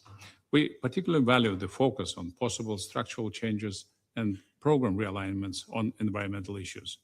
The briefing demonstrates that environmental challenges are no longer separate or sectoral. They are directly linked to sustainable development, economic resilience, human security, and peace. We also share the assessment that the current institutional landscape remains complex with overlaps, gaps, fragmented mandates, and uneven links between global coordination, regional platforms, and country-level delivery. In this broader context, Kazakhstan believes that the global water agenda deserves particular attention. I'm sure it resonates with many delegations here today that water is one of the most pressing environmental and developmental challenges of our time that urgently needs more effective and better coordinated water resources management at the global level. Just imagine that water-related mandates within the UN system remain dispersed across 36 UN entities and 54 programs and funds. UN water plays an important coordination role. However, the scale of today's challenges requires this mechanism to be further strengthened. We need to reduce duplication, strengthen coordination across the UN system, improve institutional effectiveness, and elevate water to the level of political priority it urgently deserves. This approach is also supported by the UN system's SDG 6 synthesis report on water and sanitation 2026. It recommends considering the evolution of the UN Water Secretariat into a more formalized coordination body. Against this background, we respectfully invite the co-chairs of Work Package 27 to consider reflecting the water dimension in the final proposals under this track. We understand that any institutional solution will require time, careful consultations, and broad support among member states. However, Work Package 27 offers a useful opportunity to acknowledge the strategic importance of water governance and to create a platform for its further consideration. In our view, the water agenda could become one of the important issues in the next phase of UN reform, including as part of the agenda for the next Secretary General. Strengthening the UN water architecture could contribute to conflict prevention, accelerate the achievement of SDG 6 by 2030, and support sustainable development. I thank the distinguished representative of Kazakhstan. I now give the floor to the distinguished representative of Saudi Arabia. Thank you, Madam President. We express our appreciation to the briefers and Secretariat for their work. We would like to underscore that the current environmental architecture has evolved over decades of negotiations and reflects carefully negotiated mandates, obligations, and principles tailored to different issue areas and contexts. Diversity across processes does not necessarily indicate fragmentation. It may, in many cases, it reflects specialization and responsiveness to distinct challenges. With regard to recommendations, we will share brief reflections and submit our detailed analysis via email. On recommendation 1, we should refrain from reframing environmental issues through lenses that alter or expand the established foundations, particularly those enshrined in the Rio Declaration. On recommendation 2, we believe UNEA is meeting its potential, and we do not see that expanding its role to coordinate action across the system would lead to better outcomes. Certain topics, such as climate change, have their own regime which should be preserved. On recommendation 5, we believe any consolidation should be approached with caution and only be guided by parties to the relevant agreements. On recommendation 8, we underline that diversity of environmental action or policy must strictly remain nationally determined. On recommendation 9, given ongoing discussions on AI governance, we think it is immature to integrate such tools. Finally, on recommendation 10, engaging stakeholders must remain in line with the existing arrangement. We express reservation about any approach implying that implementation is primarily dependent on private capital. This recommendation appears to assume a role that it doesn't hold, as these matters remain within the mandate of each agreement and the relevant UN processes. Finally, we remain committed to engaging constructively, and we believe that the UN80 initiative should remain focused on its defined mandate rather than advancing recommendations that risk increasing complexity and delaying action, particularly where decisions on such matters rest with the parties to the I thank the distinguished representative of Saudi Arabia. I now give the floor to the distinguished representative of Zimbabwe, followed by Latvia and Sweden. Thank you, Madam President. Zimbabwe reiterates its gratitude for the convening of these meetings, which provide us with an opportunity to be apprised on the implementation of Workstream 3. We also thank the briefers for their update updates. My delegation aligns itself with the statement delivered on behalf of the G77 in China, and we share the following reflections in our national capacity. We note the recognition that the one-size-fits-all approach does not promote efficiency, and impactful service mandate delivery can be better realized through the deployment of a differentiated architecture for operational services. As the unified services roadmap is set to be shared, our interest will be in tracking the operationalization of the system services hub, the implementation of the global shared services in the 5 identified areas, as well as the progress on the self-starter approach to the development of the common back offices.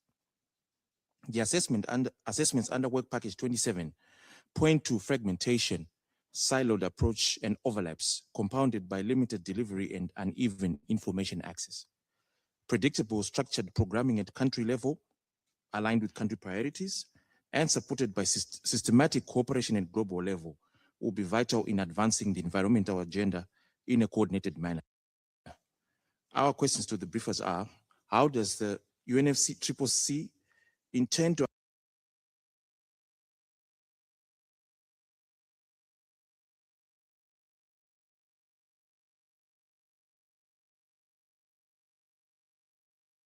duplication and strengthens national capacity? And second, what concrete steps will UNEP take to operationalize a stronger UNEA, particularly in improving science access, harmonizing the reporting frameworks of multilateral environmental agreements, and ensuring that regional and country-level delivery becomes more coherent, less fragmented, and better aligned with national priorities? Thank you. I thank the distinguished representative of Zimbabwe. I now give the floor to the distinguished representative of Latvia. Thank you, Madam President. Distinguished briefers, distinguished colleagues, we align with the EU statement and would like to add a few brief remarks in our national capacity. Allow me to begin by confirming the full support of Latvia to the ongoing UN80 reform process. We strongly believe in this singular opportunity to meaningfully strengthen the organization, making it more agile and more resilient.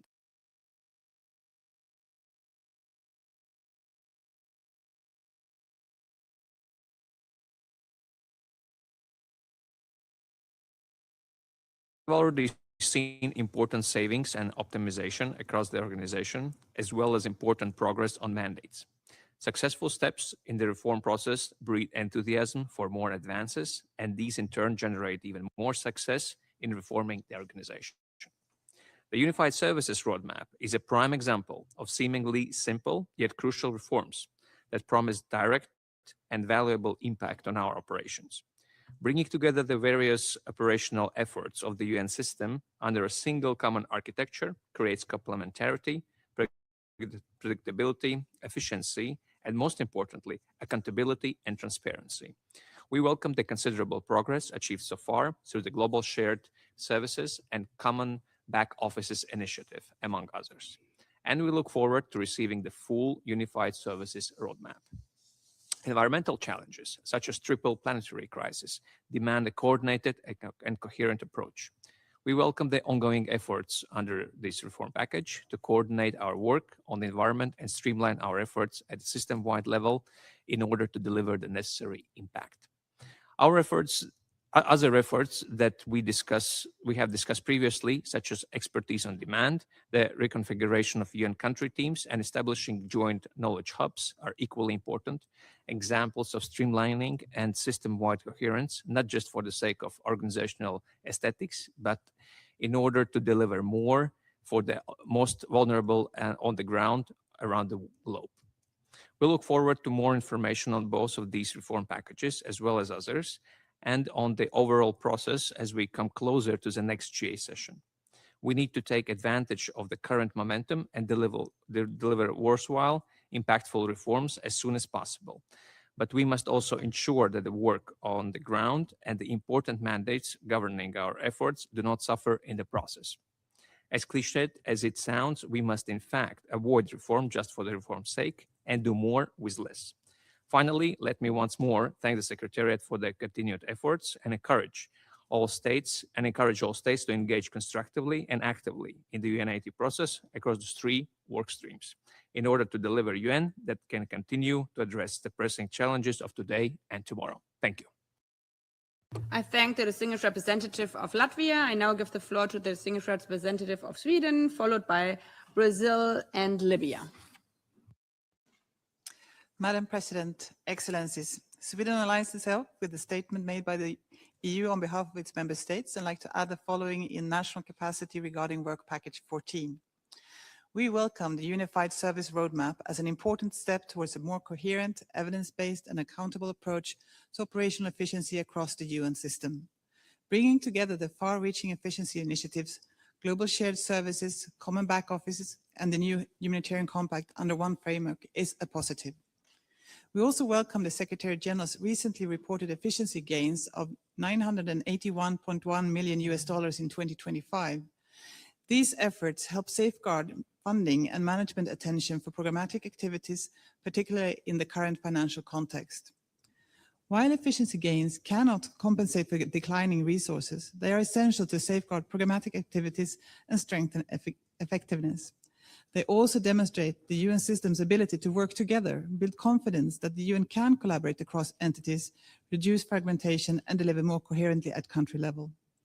At the same time, there is much more potential at country, regional, and global levels. Common back offices are still implemented in only a limited number of countries. This shows that such arrangements are possible and scalable. We welcome the self-starter approach, but faster uptake will require senior management attention to barriers to implementation. From our embassies, we understand that constraints relate to headquarter-level regulations and procedures, including different procurement rules and limited delegation between entities.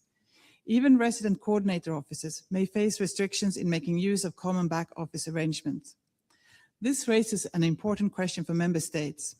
What concrete decisions are needed and in which governance fora to remove these bottlenecks? We encourage more active pursuit of co-location at country and regional levels, particularly as entities relocate staff to more cost-efficient duty-stations. This can strengthen coordination and generate economies of scale. We support the roadmap's ambition and look forward to clearer recommendations on changes needed to accelerate implementation. These reforms are key to enabling the UN to deliver more effectively also on its normative mandates, in line with the UN Charter and across the UN's 3 pillars. Thank you. I thank the distinguished representative of Sweden. I now give the floor to the distinguished representative of Brazil. Thank you, Madam President. My delegation aligns itself with the statement made by Uruguay on behalf of G77, and would like to make the following observations in our national capacity. We'd like to thank the Secretariat, especially Undersecretary Guy Ryder, for the briefing on the measures being undertaken and the challenges involved in improving coordination across the United Nations systems, especially on environmental issues. We believe this area deserves particular attention as the fragmentation of initiatives and activities ultimately diminishes their overall effectiveness and impact. My delegation stands ready to work closely with the Secretariat on the proposals presented today, which provide a solid basis for further discussion. With regard specifically to climate issues, we should seek even bolder moves. President Lula has consistently underscored the need to explore the establishment of a climate council as a permanent body responsible in particular for advancing the implementation of decisions adopted by the UN system, including the COPs of the UNFCCC. It would not substitute other agencies or processes, but only connect the various ones. Brazil believes that a body of this nature could lend greater continuity and institutional permanence to the international climate agenda, while helping to accelerate the implementation of mitigation, adaptation, and other climate-related measures. Thank you very much, Madam President. I thank the distinguished representative of Brazil. I now give the floor to the distinguished representative of Libya, followed by Switzerland and Suriname. Thank you, Madam President, and thanks to UN colleagues for their briefings, very useful. I have 2 comments and questions maybe on the process. First of all, the presentations were beneficial, but I think we need more time to review. So we appreciate getting these things in advance. but we see a potential of the way forward, and we thank the teams for all what they have been providing. My first part will be for you, Mr. Ryder, in terms of the mandate overlaps. I just wish to know if you can share with us, how did you manage to extract the information from those various resolutions in order to be able to have tangible points in terms of those mandates and the overlaps happening, knowing that the text is sometimes not clear and cross-cutting issues show up there, and it's hard sometimes to verify those overlaps. So it will be interesting to know your methodology in that.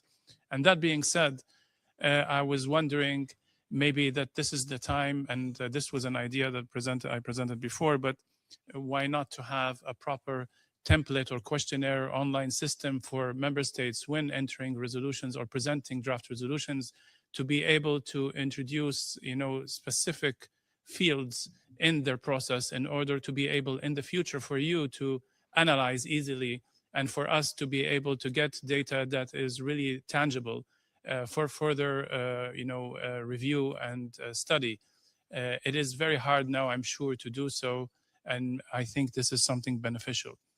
In the same line, was there any attempt, or is there any attempt to do this same study, a useful study in terms of mandate overlaps, but to look into UN agencies, programs and projects overlaps, and to see how we can have also graphs with as useful as the ones you presented to see such overlaps, especially when it comes to core budget funding and for those projects, because this is another thing. We do talk about overlaps, but I don't think we have clear data to show exactly how much we're spending and these various outcomes. The other part in my question, or maybe observation, Ms. Catherine, it was very useful also to hear from you the various attempts to try to address the operation side quickly. Is there any attempt to have a unified portal or system for UN agencies to be working on the same platform when it comes to HR, finance, procurement, and program issues? Today, we waste a lot of money on this matter because there's so many tools out there, but we're not unified in our platforms. Thank you. I thank the distinguished representative of Libya. I now give the floor to the distinguished representative of Switzerland. Madame President, thank you for this briefing on areas that will help us to increase efficiencies, and thank you for the information on the new platform for transcriptions. Allow me to address the following points. Firstly, with regard to the roadmap and unified services, Switzerland welcomes the primary role given to WHO and us in developing the shared supply chains, the common logistics network, and we encourage you to continue these efforts, particularly by supporting the resident coordinator, humanitarian coordinators that are able to strengthen the system. Switzerland would like to see more of these kinds of partnerships, particularly with regard to interoperability of data, along the lines of efforts underway, such as the UN data comments and joint knowledge hubs, so that decisions can be taken on data. With regard to administrative services, this is one of the most promising things to prevent overlapping and to bring about economies of scale. In Geneva, this means that we can increase cooperation and produce reliable indicators, thus strengthening transparency and knowing what resources are available, clearly mapped out within the UN. Secondly, on the environment, Switzerland reaffirms its commitment to a UN system that is adapted to current and future needs.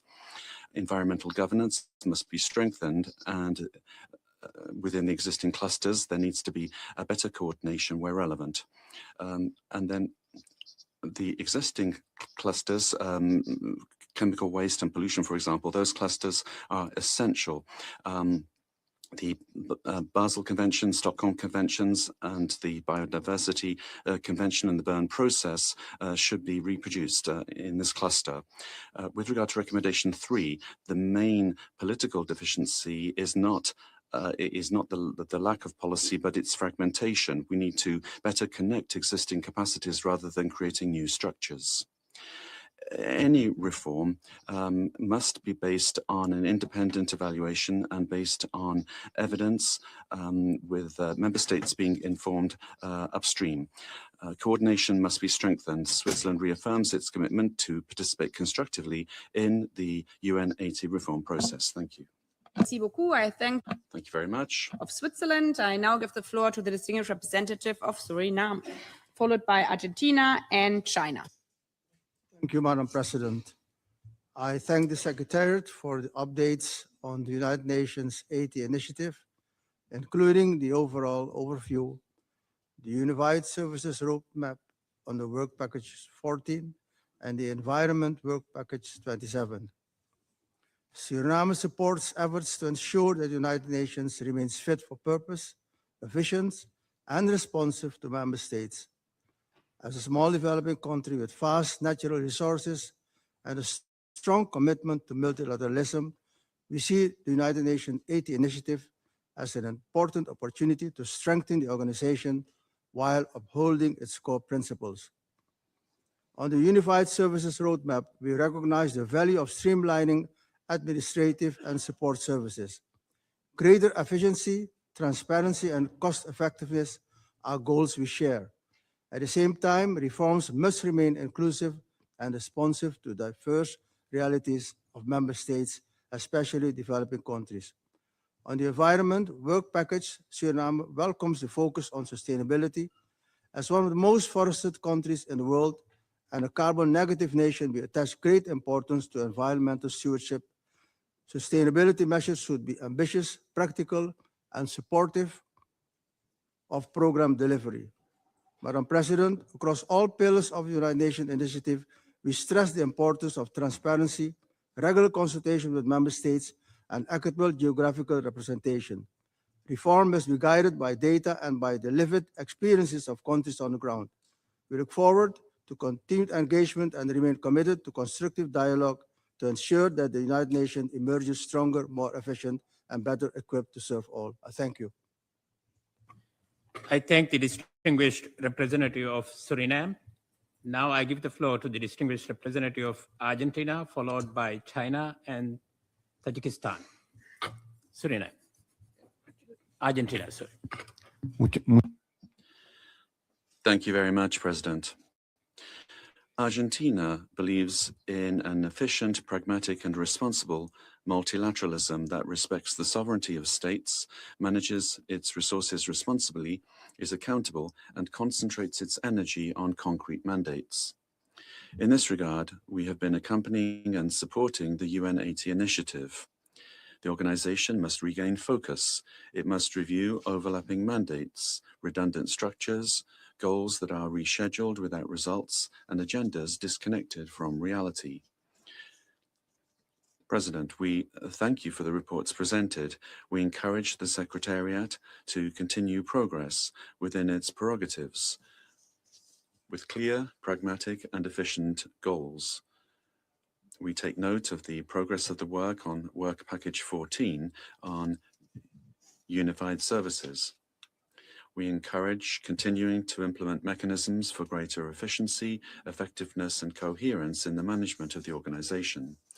With regard to Work Package 27 on the environment, we would call for political caution. The proposals under this work package should be aimed at generating greater administrative efficiencies and synergies, as well as to facilitate access to means of implementation for countries. On the other hand, we should not reopen debates of a political nature on environmental governance, as seems to be suggested in Goal A of the report received. Nor is it the Secretariat's role to put forward political proposals such as mainstreaming the environmental agenda across the 3 pillars of the Charter's work, as mentioned in Recommendation 1 of Goal A of the report. President, we must respect the very legal nature of environmental governance, as already established through the various multilateral environmental agreements, duly negotiated and agreed by states. In closing, President, we reiterate our support and accompaniment for the U80 initiative. And once again, we'd like to thank you for organizing this meeting and for the presentation of the briefings. Thank you. I thank the distinguished representative of Argentina. I now give the floor to the distinguished representative of China, followed by Tajikistan. President, thank you for convening today's meeting. I also thank the briefers for their briefings. China aligns itself with the statement by Uruguay on behalf of G77 and China. Over the past year, the Secretary General, the Secretariat, and the broader UN membership have continued to advance the UN80 reform, achieving important milestones. At the same time, as the reform process deepens with solid progress, the tasks are now increasingly complex and daunting. We look forward to all parties making sustained efforts with a firm conviction to continue advancing the reform in an inclusive, transparent, and constructive manner so as to achieve further positive results. Regarding the Unified Services Roadmap, China supports the Secretariat in advancing its implementation. As an innovative service delivery model introduced by the Secretariat under the UN80 framework, the roadmap will help strengthen interagency coordination, avoid duplication, save financial resources, leverage complementarity, and ensure the effective, efficient, and accountable implementation of mandates. It should be stressed that the roadmap implementation should be tailored to specific circumstances with due respect for the mandates and operational requirements of different entities. Service delivery models should be designed based on actual needs rather than a one-size-fits-all approach. We call on the Secretariat to continue in-depth study and broad consultations on institutional reform so as to enable all UN entities to fully discharge their respective functions with better efficiency and results. China looks forward to the Secretariat's issuance of the complete roadmap by the end of June and the outcome report in October so as to keep member states up to speed. Regarding reform in the environmental field, as the global environmental challenges become increasingly severe, China has recognized the need for comprehensive assessment of the UN's current work in this area with a view to enhancing coordination and reducing duplication and fragmentation. China has taken note of the 10 recommendations by the Secretariat and hopes that further information will be provided on the assessment criteria and the proposed next steps to facilitate consideration and discussion by member states. China stands ready to continue strengthening communication and coordination with all parties to advance reform in a direction that serves the long-term development of the UN and the common interests of the member states. Thank you, President. I thank the distinguished representative of China. I now give the floor to the distinguished representative of Tajikistan, followed by Colombia and Republic of Korea. President, Excellencies, distinguished delegates, we welcome work package 27 of the UN80 initiative. For Tajikistan, the environmental pillar is not a technical add-on. It is a foundation of our development, our security, and our future. As a mountainous land of developing countries, the hosts the majority of Central Asia glaciers, our people live every day with the realities of climate change, melting ice, and increasing water stress. The rate of our glaciers directly shape the livelihood, food security, and energy prospects of millions in our wider region. In this context, Tajikistan supports efforts to improve coherence among multilateral environmental agreements and to reduce fragmentation in the UN's environmental work. We see clear value in strengthening pragmatic synergies and in improving administrative efficiency, provided that the legal integrity and hard-won achievement of existing agreements are fully respected. Efficiency must serve ambition and equity, not replace them. At the same time, as Work Package 27 moves into decision on consolidation options and administrative streamlining, Tajikistan wishes to underline 3 points. First, any exploration of consolidation must be inclusive and gradual. Structural change should not weaken the ability of smaller, landlocked, and vulnerable countries to participate meaningfully in environmental decision-making. Our experience shows that when processes become faster but more complex, those with limited capacity risk being left behind. A second, pragmatic synergies across MEAs need to translate into stronger support on the ground. For Tajikistan, that means greater attention to high mountains regions, glaciers, and transboundary water system, and better alignment between climate, biodiversity, and desertification agendas with the development, financing, and technology transfer. Third, administrative synergy must be designed with the participation in mind. Digital tools and common services can reduce cost, but they should also expand, not restrict, the access of delegations that do not have large permanent presence in key duty stations. Tajikistan stands ready to engage constructively with all partners on Work Package 27. We believe that if built on inclusion, solidarity, and scientific evidence, these reforms can help the UN deliver more coherent and impactful support to member states facing environmental and climate crisis. We will look carefully at the Secretary General's forthcoming proposals, and we hope that they will reflect the concern and priorities of the countries like ours. I thank you. I thank the distinguished representative of Tajikistan. I now give the floor to the distinguished representative of Colombia. Senor President, distinguished briefers, excellencies, colleagues, Colombia aligns itself with the statement delivered by Uruguay on behalf of the G77 and China, and we're very grateful for the information presented today. The challenges facing the planet, including the climate crisis, the loss of biodiversity, the degradation of ecosystems, and pollution, are profoundly interconnected given their nature. This is why what is needed is a multilateral response that is robust and based on the best science available, as well as international cooperation and better links between the various institutions, programs, and existing agreements. Colombia takes note of the work package number 17, particularly the complexity of the multilateral environmental agreements and the possible overlappings between mandates and initiatives within the United Nations system, and the difficulties faced by countries in getting access to scientific and technical support in implementation. Colombia believes that this process should contribute not only to improving the efficiency of the system, but mainly to strengthening its capacity to achieve concrete results in countries, particularly developing countries. That means we need to have better access to technical cooperation, capacity building, and implementation that is adapted to national needs. Along the same lines, Colombia would highlight the need to strengthen synergies and cooperation between the Climate Change Framework Convention and the Biological Diversity Convention and the United Nations Convention Against Desertification. All of these address similar challenges. And finally, Colombia would stress that any process to strengthen the international environmental architecture should preserve the leadership of member states and guarantee processes that are inclusive and transparent and that fully respect the main mandates and specific principles and governance rules covered in the various environmental agreements.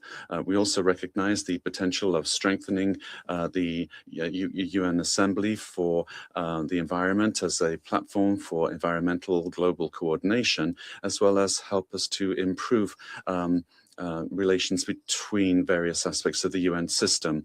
This should lead to more effective support so that countries are able to meet their environmental obligations. And finally, Colombia would highlight the importance of ensuring the significant participation of indigenous peoples, those of African descent, local communities, and other key actors that play a key role in the protection of nature. Their knowledge, experience, and contributions should continue to be recognized. Thank you very much. I thank the distinguished representative of Colombia. I now give the floor to the distinguished representative of Korea, followed by Ireland and Mexico. Republic of Korea. Thank you, Mr. President. We'd like to begin by expressing our appreciation for the briefings and for the continued effort to advance UN80 initiative. At a time when the entire UN system is facing significant financing constraints, we support efforts to consolidate administrative support services with a view to enhancing the organization's efficiency, effectiveness, and coherence. In this regard, we would like to reiterate that efficiency gain must be measurable, verifiable, and sustainable. We would therefore appreciate further clarification on how the efficiency gain effected from the roadmap will be measured, validated, and reported in due course. We welcome the fact that the roadmap takes an evidence-based and differentiated approach. We note that the progress has already been made in several areas, including joint ICT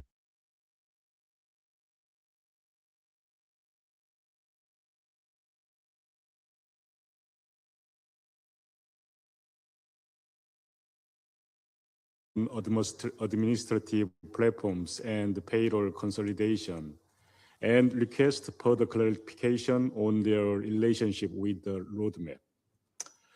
We would also be interested in hearing more about the long-term implication of these efficiency measures from a human resource management perspective, including the effects on staff productivity. Turning to the environment work package, we welcome the proposal to make a better use of the potential of the United Nations Environment Assembly as the universal body of environment matters. This can help address the limitation of the fragmented international environment governance system. We hope that the UNEA will further develop into a central platform where issues such as climate change, biodiversity, pollution, and circular economy can be discussed in a more integrated manner. At the same time, these efforts should translate into more effective and efficient support for countries, particularly developing countries, in implementing their environment goals and obligations. In this context, we think the proposal to establish AI-enabled support centers to assist member states is worth further exploration. We would appreciate additional information on how these support centers would avoid duplication with existing support mechanisms. I thank the distinguished representative of the Republic of Korea. I now give the floor to the distinguished representative of Ireland.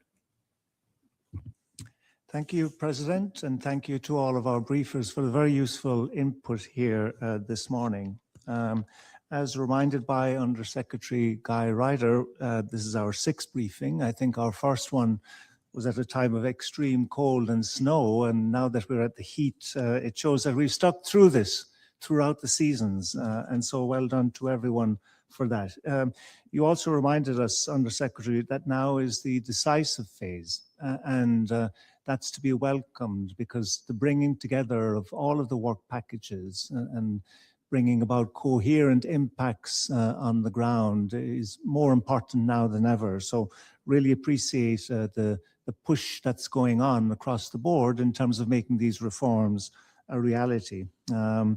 I want to leave time for the feedback, but one question we had, by the way, we align with the statement of the European Union, which was important. And one particular aspect I would like to bring out is with regards to the common back offices. And the reporting speaks about the self-starter approach, letting country teams build common services at their own pace. And choosing what is relevant. And it's very good to have an adaptive approach for each condition that a country is in, but it doesn't scream urgency really to speak about the country teams moving at their own pace. And perhaps maybe it's just the phrasing, but there is a real need for the common back offices to be put into effect across the board. Now, I note that there are 4 countries who are implementing, and there are a number of others targeted for outreach. Perhaps if it could be explained what that outreach is. And I think the point that Sweden made in terms of removing the bottlenecks and also looking at what are the incentives to get these common back offices working across the board, because they will bring efficiencies, they will bring more effectiveness. As the G77 and China said, they will free up resources for program and delivery. So anything that we can do to fast track that and ensure it takes place and that the country teams have the wherewithal to actually implement it would be very much appreciated and necessary. Thank you very much. I thank the distinguished representative of Ireland. I now give the floor to the distinguished representative of Mexico, followed by Croatia. Muchas gracias, señor presidente. Thank you very much, President. Mexico welcomes the progress in Work Package 14 related to the Unified Services Roadmap, in particular the operationalization of the United Nations System Services Hub. The promising experiences of common services in the countries of teams of Uganda, Philippines, Gabon, and India, and the initiative to integrate supply chains within the new humanitarian pact. In light of liquidity challenges and the contraction of funding, it's imperative to accelerate all administrative measures that enable economies of scale, strengthen the UN's bargaining power with suppliers, and promote a common administrative logic across the entire UN system. We would appreciate it if the Secretariat could report in a timely manner on the financial results of the implementation of the Unified Services Roadmap, preferably through public digital platforms. Mexico fully agrees with the three goals of Work Package 27, enhancing the environment within the multilateral system, strengthening multilateral environmental governance, and scaling up the implementation of commitments and priorities at the country level. Our country recognizes the frank diagnosis presented by the Secretariat in its June 22 update. The landscape of multilateral environmental agreements is complex. The Environment Assembly has not yet fulfilled its potential as a universal governing body for the environment. Multilateral environmental action is growing, but in a fragmented and siloed manner, and coordination at the global, regional, and country levels is fragmented, making it difficult for countries to quickly identify who can respond with what mandate and under what conditions. Mexico promotes strengthening the governing role of the Environment Assembly, the leadership of UNEP and Nairobi, the only UN headquarters in the Global South, as the political, technical, and operational center of environmental multilateralism. The expansion of UNON infrastructure offers a strategic opportunity to transform that vision into real capacity. The regional reset diagnosis identifies 242 regional offices and a high degree of fragmentation. Moreover, Kenya is already the main African operations hub. Mexico promotes the selective placement and consolidation of environmental capacities in Nairobi, complemented by regional networks. Likewise, the environmental architecture must apply to its own meetings the standards it promotes. The COP27 Sustainability Report calculated a footprint of 62,695 tons of CO2, equivalent, and conference reports identify air transport as one of the main components. Mexico proposes a comprehensive rationalization exercise for global environmental meetings and notes the idea receives support from a plurality of delegations at the subsidiary bodies meeting. We advocate for the work package to be aligned with the proposal of joint knowledge hubs to integrate scientific assessments. Thank you very much. I thank the distinguished representative of Mexico. I now give the floor to the distinguished representative of Croatia, followed by Cameroon and France. Croatia. Mr. President, thank you for convening this briefing, and I also thank all the briefers for updating us on the progress of the UN80 process, particularly on packages 14 and 27. Croatia aligns itself with the statement delivered by the European Union, and I would like to add a few remarks in my national capacity. The Unified Services Roadmap represents an important opportunity to address a long-standing structural challenge: fragmented, duplicative, and resource-intensive support functions across the UN system. The UN80 process has once again highlighted that fragmentation and insufficient coordination have, over time, led to parallel administrative structures and unnecessary duplication, diverting valuable resources away from program delivery. Our common objective should now be to ensure that any efficiencies generated through this reform and are translated into better results on the ground.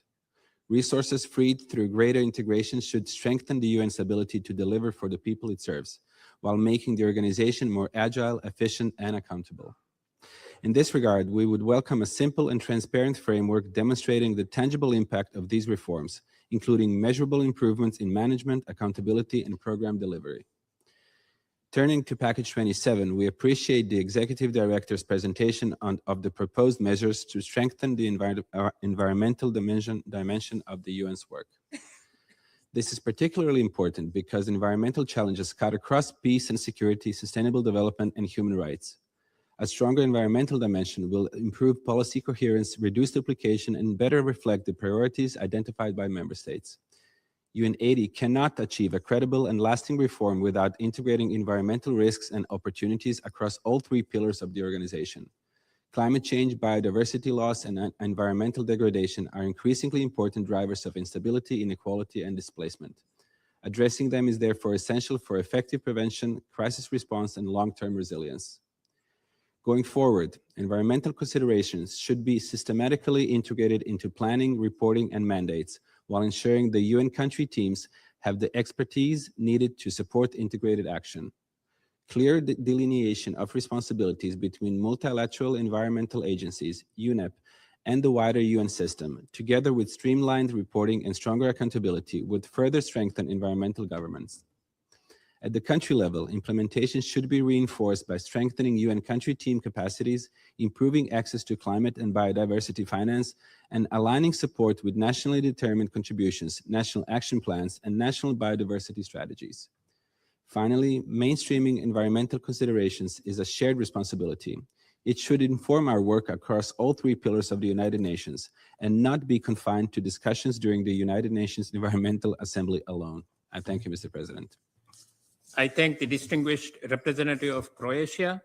I now give the floor to the distinguished representative of Cameroon, followed by France and Zambia. Cameroon. Thank you, Mr. President. I would like to thank the Secretariat for all the presentations made this morning. We endorse what Uruguay said on behalf of the G77, and we also support what was said by Palau. Here are our comments on coordination and coherence. We mustn't forget that things happen on the ground. To deliver as one, the Secretariat should know that we don't receive as one. They deliver as one, but we don't receive as one. D'où la nécessité. Thus, there is a need not to ensure that everything is the same. There's no one size fits all solution. Now, on resources, it's curious to see that the more efforts that we make in UN80, the more resources decrease. They don't meet the challenge.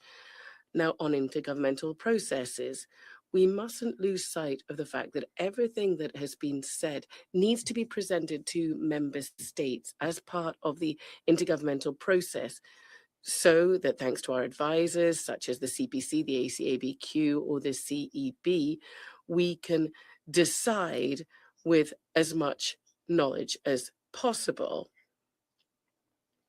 We must also recall that the aim of these meetings, as we were saying, is to turbocharge Programme 2030. Nous devons veiller à ce we need to ensure that everything that is done be turbocharged. And we, particularly those in Africa, we will ensure that everything that is said should be a way to turbocharge the agenda. 2063, thank you. I thank the distinguished representative of Cameroon. I now give the floor to the distinguished representative of France, followed by Zambia and Uzbekistan. France. Merci, monsieur. Thank you, Mr. President. The statements from the Secretariat today have confirmed that UN reform is making progress. We commend the progress made by the different parts of the UN system and under your coordination, ladies and gentlemen, Under Secretary Generals. For France, this is the very spirit of the UN80 approach and the working method that we want to see applied systematically throughout our organization. I have several comments on the topics here. The deployment of the unified services. We support the Secretariat in the rapid extension of pooling the various different services, intangible and procurement, especially at the local level. We need to push ourselves further. We need to draw from what each entity does the best, bearing in mind its geographical imprint on humanitarian issues, improving the humanitarian supply system that represents 60% can free up resources directly to the benefit of the people. As said in Evian, we want to have a key transparent process here. Now, on environmental issues, the reform is guided by something that is obvious. Climate change and environmental degradation are key challenges. These challenges are interdependent. They're transforming our economies, our societies, and our daily lives in a profound way. Peace and security, the respect for human rights, and all sustainable development goals are severely compromised in a planet that is in poor health. Our organization needs to reflect this reality. It needs to organize itself, thus give consistency to the mosaic of organizations in charge of the environment. We need sure, impartial science, support for the implementation of our commitments, and access to financing facilities. Thus, we support the recommendations of the executive director and the executive director. We need to have a better ability to respond quickly to environmental issues. This is the role of the UNEP. We want to highlight that more. You have our full support to explore better synergies, bringing together scientific panels, working together, harmonizing international frameworks. We need to address the fragmentation of environmental financing. This is limiting our responsibility today, and we need your proposals to respond to that. Mr. President, France respects your commitment to make the UN a better equipped organization that can better meet the needs of future generations and to respond to all of these needs. Thank you so much. I thank the distinguished representative of France. Now I give the floor to the distinguished representative of Zambia, followed by Uzbekistan and UK. Zambia. Mr. President, Excellencies, thank you, Mr. President, for convening this timely briefing to provide updates on the UN80 initiative. I have the honor to deliver this statement in my national capacity. Zambia aligns itself with the statement delivered by the Group of 77 and China. Zambia appreciates the overview provided by the Undersecretary General for Policy, Mr. Guy Ryder, as well as the updates on work packages 14 and 27. We also welcome the timely provision of pre-briefing materials to facilitate more meaningful engagement by member states. At the outset, Zambia reaffirms its strong support for the UN80 initiative and its objective of driving a transformative shift in how the United Nations system operates to deliver greater impact on the ground. Mr. President, Zambia underscores that any reform proposals must not result in the dilution of development mandates nor undermine long-standing century-level work undertaken by UN development entities. Structural adjustments should be grounded in clearly identified challenges and fully responsive to the operational realities at the field level.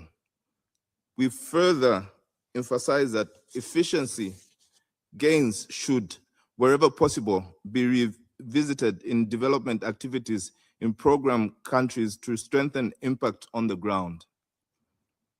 With regard to Work Package 14, Zambia takes note with appreciation of the Unified Services Roadmap and welcomes the efforts to enhance efficiency and reduce costs through a coherent, evidence-based framework for delivering operational services. We concur on the need to free up resources for better support program delivery. At the same time, We stress that no one-size-fits-all approach should be applied and that implementation must reflect diverse national contexts and development needs. On Work Package 27, Zambia takes note of ongoing efforts to strengthen the UN's systems environmental architecture to deliver support more coherently, maximize country-level impact, and improve overall effectiveness and efficiency. In this regard, we underscore the importance of ensuring that these proposals contribute meaningfully to enhanced resource mobilization and financing. In conclusion, Zambia remains firmly committed to engaging actively, constructively in all relevant deliberations and emphasize the need to ensure that processes are transparent and inclusive. I thank the distinguished representative of Zambia. I now give the floor to the distinguished representative of Uzbekistan, followed by the United Kingdom. Uzbekistan. Thank you, Mr. Chair. First of all, Uzbekistan expresses its full support for the ongoing UN80 reform process led by the Secretary General aimed at building a stronger, more effective and efficient and responsive United Nations that is better equipped to deliver on the mandates entrusted to it by member states. We thank the briefers for their informative presentations as well. Today's meeting provides an important opportunity for member states to better understand the reform agenda, exchange views, and contribute to a transparent and inclusive process. We believe that a modern, coherent, and fit-for-purpose United Nations is essential to addressing today's interconnected global challenges. Regarding Work Package 14, Uzbekistan welcomes the efforts to strengthen coherence, reduce duplication, and ensure that more resources are directed towards program implementation and support for countries. We appreciate the evidence-based and differentiated approach reflected in the Unified Service Roadmap. Reforms should remain flexible, responsive to different country contexts, and respectful of the mandates and comparative advantages of individual entities. We also support stronger country-level cooperation, including through common bank offices and other integrated service models, provided that they enhance efficiency and improve delivery on the ground. For Uzbekistan, operational reforms are not an end in themselves, but a means to enable the United Nations to better serve people and advance the implementation of the SDGs. Turning to Work Package 27, Uzbekistan welcomes the assessment undertaken and supports efforts to strengthen coordination, coherence, and effectiveness within the UN environmental architecture. For our country, environmental issues are directly linked to sustainable development and regional stability. The tragedy of the RLC clearly demonstrates that environmental challenges require coordinated international action and strong support for affected countries. We therefore fully recognize that a healthy environment underpins peace, development, and human well-being. We support efforts to improve synergies across the UN system while respecting the mandates of existing institutions and multilateral environment agreements. Reforms should simplify access to support for member states, strengthen science-based policymaking, and harness innovation and modern technologies, including artificial intelligence. At the same time, national ownership and the country-specific priorities must remain at the center of all initiatives. Uzbekistan stands ready to contribute constructively to building a more coherent, effective, and impact-oriented environmental system within the United Nations. I thank you. I thank the distinguished representative of Uzbekistan. I now give the floor to the distinguished representative of the United Kingdom. Thank you to the President and Under-Secretaries General for your very helpful updates and amazing reform efforts.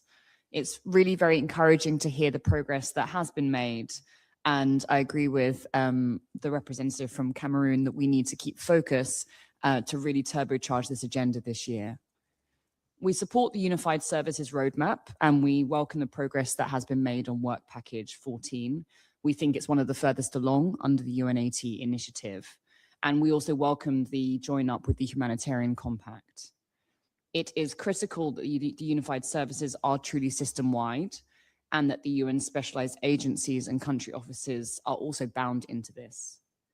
We would just like some greater clarity on the difference between the far-reaching efficiency initiatives and the global shared services. On work package 27, we also welcome progress on improving the UN environmental support. We would welcome more information on how these recommendations will be brought to life and what will be tangibly different through them, particularly through the August briefing. We would also welcome greater delineation of which actions are for the Secretariat to take forward or which require member state approval. That will help us prepare for discussions that are coming up at the annual subcommittee in September, and also any that might happen at UNGA High Level Week. And then finally, we would like some greater clarity on the recommendation to establish a coordination architecture for the UN system-wide policy coherence and delivery in this area. And while we support the aim for better coherence, I think at this stage, we don't necessarily agree that more structures will help to deliver that. So some greater clarity there would be helpful. We continue to be committed to working with all of you to drive these reforms forward here and also via the posts that we have in various countries to achieve a more efficient, effective and impactful UN, which can deliver better for people and planet. Thank you. I thank the distinguished representative of the United Kingdom. I now give the floor to the distinguished representative of Timor-Leste, which will be the last speaker of the day. Timor-Leste. Mr. President, Excellencies, distinguished delegates. Timor-Leste aligned itself with the statement delivered on behalf of the Group of 77 in China and by IOSIS. We thank all the briefers for the updates and would like to highlight the following points. Regarding the Work Package 14, Timor-Leste welcomes the Unified Services Roadmap and its objective of strengthening the effectiveness and efficiency of the United Nations system. We agree that no single operational delivery model can respond equally well to the diverse realities of program countries. Greater coherence, reduced duplication, and more efficient service delivery should ultimately reinforce, not weaken, the organization's ability to implement the mandate entrusted to it by member states. We therefore support efforts to streamline operational function, provided that the resulting efficiencies are translated into stronger support for country-level programs and development priorities. As the UN80 Initiative advances, we believe the focus should increasingly include also how member states will ultimately assess the impact of these reforms. With respect to the environment work package, Timor-Leste believes that the success of any institutional reforms will ultimately depend on whether they better support countries in addressing the practical constraints that continue to impede implementation, particularly predictable financing, capacity building, and technology transfer. We look forward to continuing our constructive engagement with the Secretariat and the fellow member states to help ensure that UN80 Initiative deliver practical, measurable, and lasting improvements in the United Nations support to its member states. I thank you. I thank the distinguished representative of Timor-Leste. We have heard the last speaker of the day. I would now like to invite the briefers to respond. Now, I would like to invite Ms. Catherine Pollard, Under-Secretary General for the Department of Management, Safety, Policy and Compliance, and Chair of the High-Level Committee on Management. Ms. Catherine Pollard. Thank you. Thank you, Mr. President, and thank you to all the distinguished delegations for your comments and your positive encouragement in this important work that we are doing. I'll just make some general points first before going to some of the specifics. The work that we are doing in the Unified Services Roadmap and in the Global Shared Services and Common Back Office are all going to be within the existing mandates of the respective UN organizations. If there are any changes or in terms of structures or how we deliver, then different organizations will have to go through the governance mechanisms within their individual organizations. Speaking for the UN Secretariat, if there are going to be any changes, then we will then go through the budgetary processes for which we have well-established procedures and where we fully engage member states. So I just want to be very clear on that point and to reassure member states. We are going to be using dashboards so that we can track the implementation, and those dashboards will also be made public so that member states have access to them. The idea is behind that you as member states will be able to hold us accountable to the commitments that we make to deliver.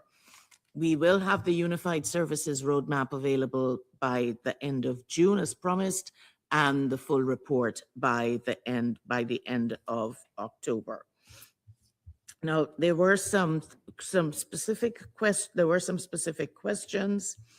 How would the work that we are doing in work stream 3 under work package 31, just to go back to what I earlier said, we are continuing that work, and that is within the Secretariat.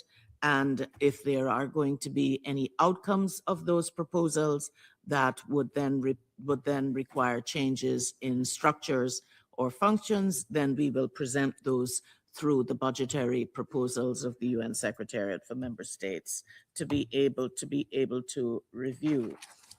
There was a question about how do we plan to measure and report on achieved savings, that we are going to be using data, and we are going to track that through the centralized dashboards, as I mentioned.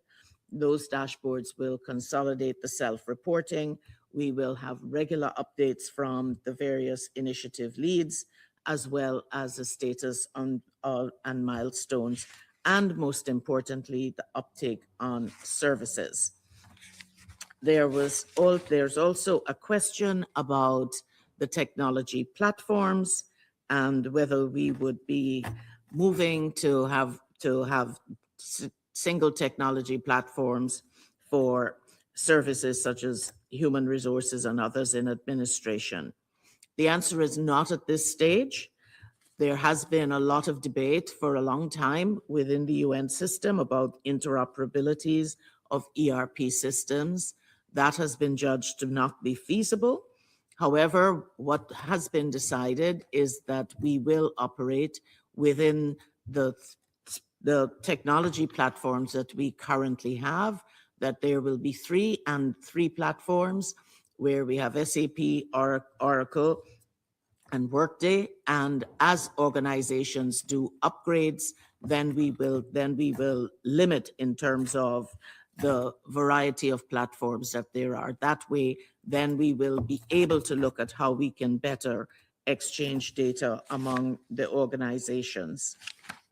There was another question on how are the far-reaching efficiency initiatives different or related to the global shared services. Now, the far-reaching efficiency initiatives and the GSS, they are linked, but they play different roles. The efficiency initiatives are time-bound, they're system-wide transformation projects, and they're designed to accelerate change in some of the priority areas. And they're innovative and they're delivery vehicles, either testing, whether scaling or establishing new or improved shared service solutions across the UN system.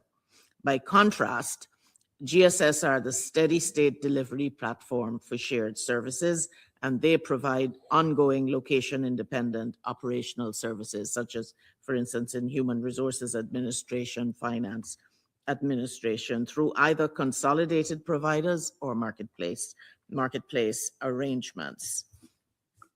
I think I will stop there in the interest of time, Mr. President, because I know that other colleagues will have to speak. Thank you. Thank you very much, Ms. Catherine Pollard, Under Secretary General. I now give the floor to Ms. Sonia Layton-Kone, Deputy Executive Director, United Nations Office of Project Services and co-chair of the Business Innovation Group. You have the floor. Thank you very much, Mr. Thank you very much, Mr. President. A couple of quick points to complement USG. Point one, I also want to thank all the very positive, supportive comments that we've received on the work package and the work going forward. And I wanted to confirm that we are using data, efficiency tracking, and engagement with resident coordinators to address bottlenecks or skepticism that may exist at local country level around efficiency gains or cost avoidance, but also to share how challenges can be overcome so that we make it easier to replicate. The second point is, I just wanted to reassure that notwithstanding the challenges we have had, it is gaining momentum. We can see it. Pakistan CBO is almost there.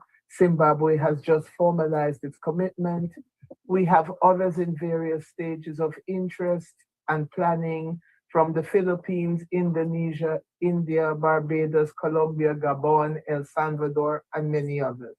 So in terms of outreach, because there was a question around that, I mentioned briefly, but just to underscore, we have 56 countries that we have identified as high impact countries that are being contacted to review their data and start discussing the processes to establish.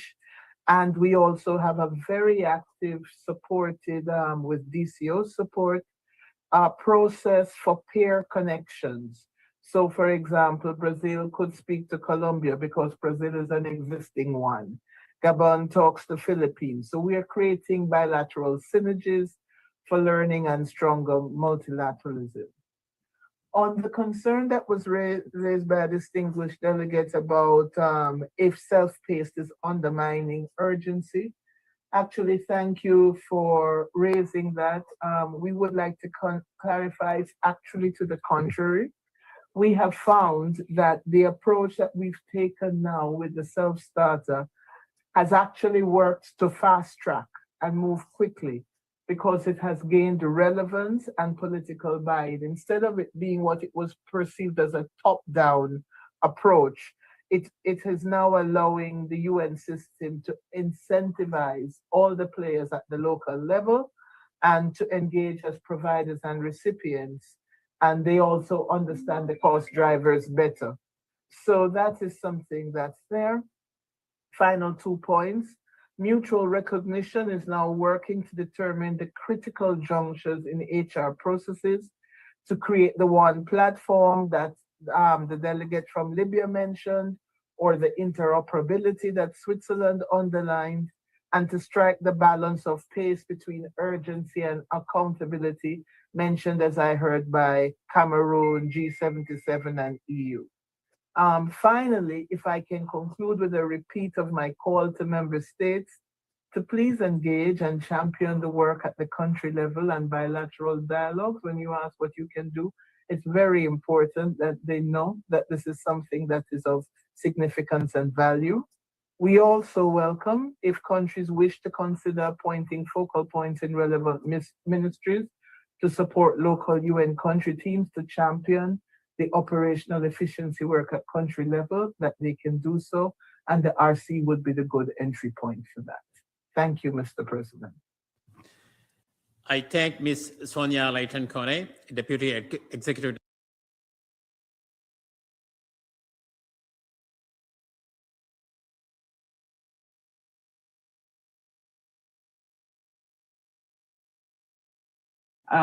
Member states and distinguished delegates for the helpful comments that we have received. Allow me first to give some general comments and then to respond to a few specific questions and observations.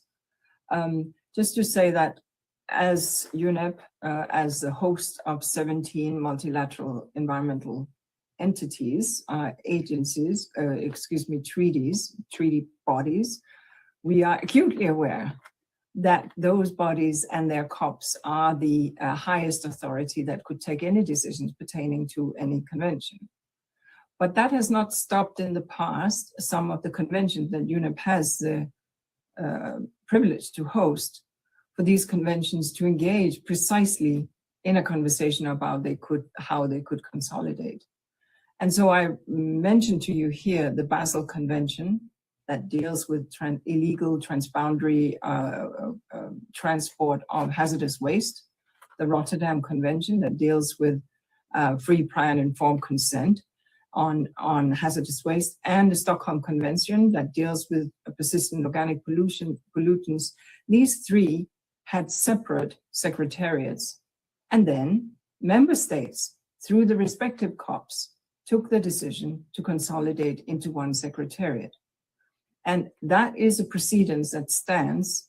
Obviously, it was not UNEP nor staff that took these decisions, but a lot of the engineering behind the works, obviously, getting this convention secretariat into one, was supported by UNEP when member state had so decided. So what we are saying is, for some of the smaller conventions, there are real opportunities and very real cost savings that member states may wish to consider. Far be it from us to say what they might be in terms of which could consolidate with what, but there are still opportunities in the biodiversity space and in the chemicals space. And we think that this is something that should be explored, and that is what the report would mention, but there's no doubt that the final decision lies with member states. And the same goes, of course, for uplifting UNEA and make UNEA come to its full promise. I think, again, here, having a conversation at the next UNEA under the Jamaican presidency could be very interesting, and something that I know that President Samuda, the president of the next UNEA, is interested in. And on some of the specific points, Palau, on behalf of SIDS, Oasis, I mentioned about the clarification on consolidation options, because indeed it belongs with member states. But there are also administrative synergies that are very real. We, UNEP, provide the IT, the HR, the procurement, and so on to these 17 convention secretariats. Might we not be able to do that more efficiently by not having individualized actions in each of the secretariats? And the same for things such as those that Simon Steele mentioned, such as registration, etc., badges, and so on. There are platforms. It could just bring down costs and get greater efficiency. So these are some of the issues that that we are putting forward. The same on the harmonized reporting. We've been working on harmonized reporting within the biodiversity-related conventions, and there are a fair number. Is there more that could be done here? I believe that there is. And when I meet with your national environmental counterparts and those that actually have to write these 20-odd reports, the burden is heavy. And I do believe that it's incumbent upon us to find ways that this burden can be lightened so that member states in the COPs can take decisions accordingly. But the analysis needs to be done by us, because it's hard for 193 member states to do that analysis, obviously. But there's a big cry for that. On the environmental management group, also a question brought by Palau, just to recall, established in 1999 by the General Assembly, and it works to ensure the harmonization of understanding of environmental dimensions. Let's, for example, take plastic. The EMG decided 50 agencies to work on the issue of plastic pollution. Now, UNICEF would deal with it from a children's angle, WHO from a health angle, ICAO from the angle of aviation, and so on and so forth. That is what the Environmental Management Group does. But there is a missing link. That link, when we have gotten the common approach to an issue, say plastic pollution, how does that then get delivered to the front line of the country team? That is the missing link, and that is what EMG 2.0 will deliver, because it's there that the reality needs to be delivered by the national authorities. So it is not a new structure. It is enhancing and creating, crafting through the other work packages that missing link so that the EMG can reach to the very front line. On the next steps in the process, I think Simon mentioned that, but let me just say again, we will, as he reflected in the next few days, seek to incorporate, strengthen our report to the Secretary General. The Secretary General will then incorporate what he wishes into his broader report. And beyond that, we expect that the Secretary General might wish to issue a briefing, a small report in August that would consolidate his views for the next steps in the environmental reform package. It is clear, however, that yes, we will need to clarify in that package what kind of reforms belong on which side of the fence: COPs, UNEA, UNGA, other places, or indeed with the Secretary General himself, or with various governance entities under the UN agencies. And Ms. Anderson, I'm sorry to. Yes, I will stop here at this point. Thank you very much. Thank you. Thank you. Thank you very much, Ms. Inga Anderson, Executive Director of United Nations Environment Program. Now I would like to invite Mr. Simon Steele, Executive Secretary of the United Nations Framework Convention on Climate Change, followed by Mr. Guy Ryder.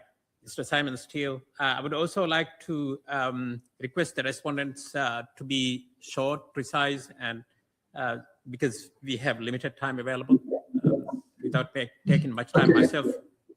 Mr. Simon, you have the floor. Okay, I think I'll be as brief as possible. So I just wanted to make 3 points building on Inga's comments. First, what we're hearing clearly is that the issue is not about lack of mandates or initiatives, but it is that support of those mandates remains fragmented and not easy to access. So the objective of Work Package 27 is practical, not political, and it is to improve coherence, reduce duplication, and make the UN system easier for countries to navigate. The second is to do with the support centers. These are not new institutions. It is building on what currently exists and making them work better. It's conceived as a networked, demand-driven access function, connecting what we already have. The third point is delivery to developing countries. The fundamental principle is about increased impact to developing countries on the ground, simpler access, more responsiveness, greater equity. And then there were requests about the need for greater clarity and specificity and how this will work in practice. As we finalize the report, we will move from recommendations that have been put forward to some more concrete implementation pathways, which we believe will help member states better understand the direction that is proposed. And the comment, I think it was from the UK, is distinguishing between what decisions require member state decisions and what in terms of coherence and better working arrangements, what decisions can be made within the respective secretariats.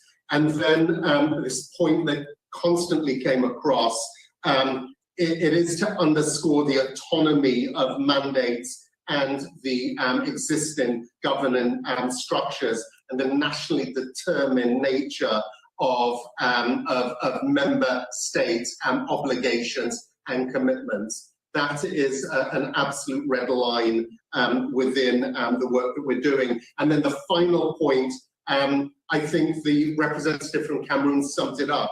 This is about turbocharging delivery. This is about ensuring that the impact across the UN system is optimized and is as great as possible in a moment where there is need for urgent acceleration of implementation across the board. Thank you. I thank Mr. Simon Steele, Executive Secretary of the UNFCCC. I now give the floor to Mr. Guy Ryder, Under Secretary General for Policy. Thank you, Chair. I'll be very brief. Really, and above all, to thank member states for their continued engagement, their encouragement, and their guidance today. And I think also, if I might add to that, the recognition that we are indeed advancing, and advancing importantly, in different areas of the UN80 initiative. Many of your interventions also have underlined the interaction, the linkages between different work packages under UN80. And this, I think, also surfaces the underlying logic. It was set out in the Secretary General's progress report of last month that drives UN80. And as has just been said, if you skip over the ideas of efficiency, coherence, etc., it's about the impact that we can deliver for those that we serve, a shared objective that we can continue to work together upon. I was asked one specific question, which I just want to respond to. Libya asked about the methodology underpinning those graphics I presented at the beginning, showing the concentration of mandates in different areas. Just to be clear, this was a simple objective representation of the number of times that the same mandates are cited by multiple entities in their budgetary documentation.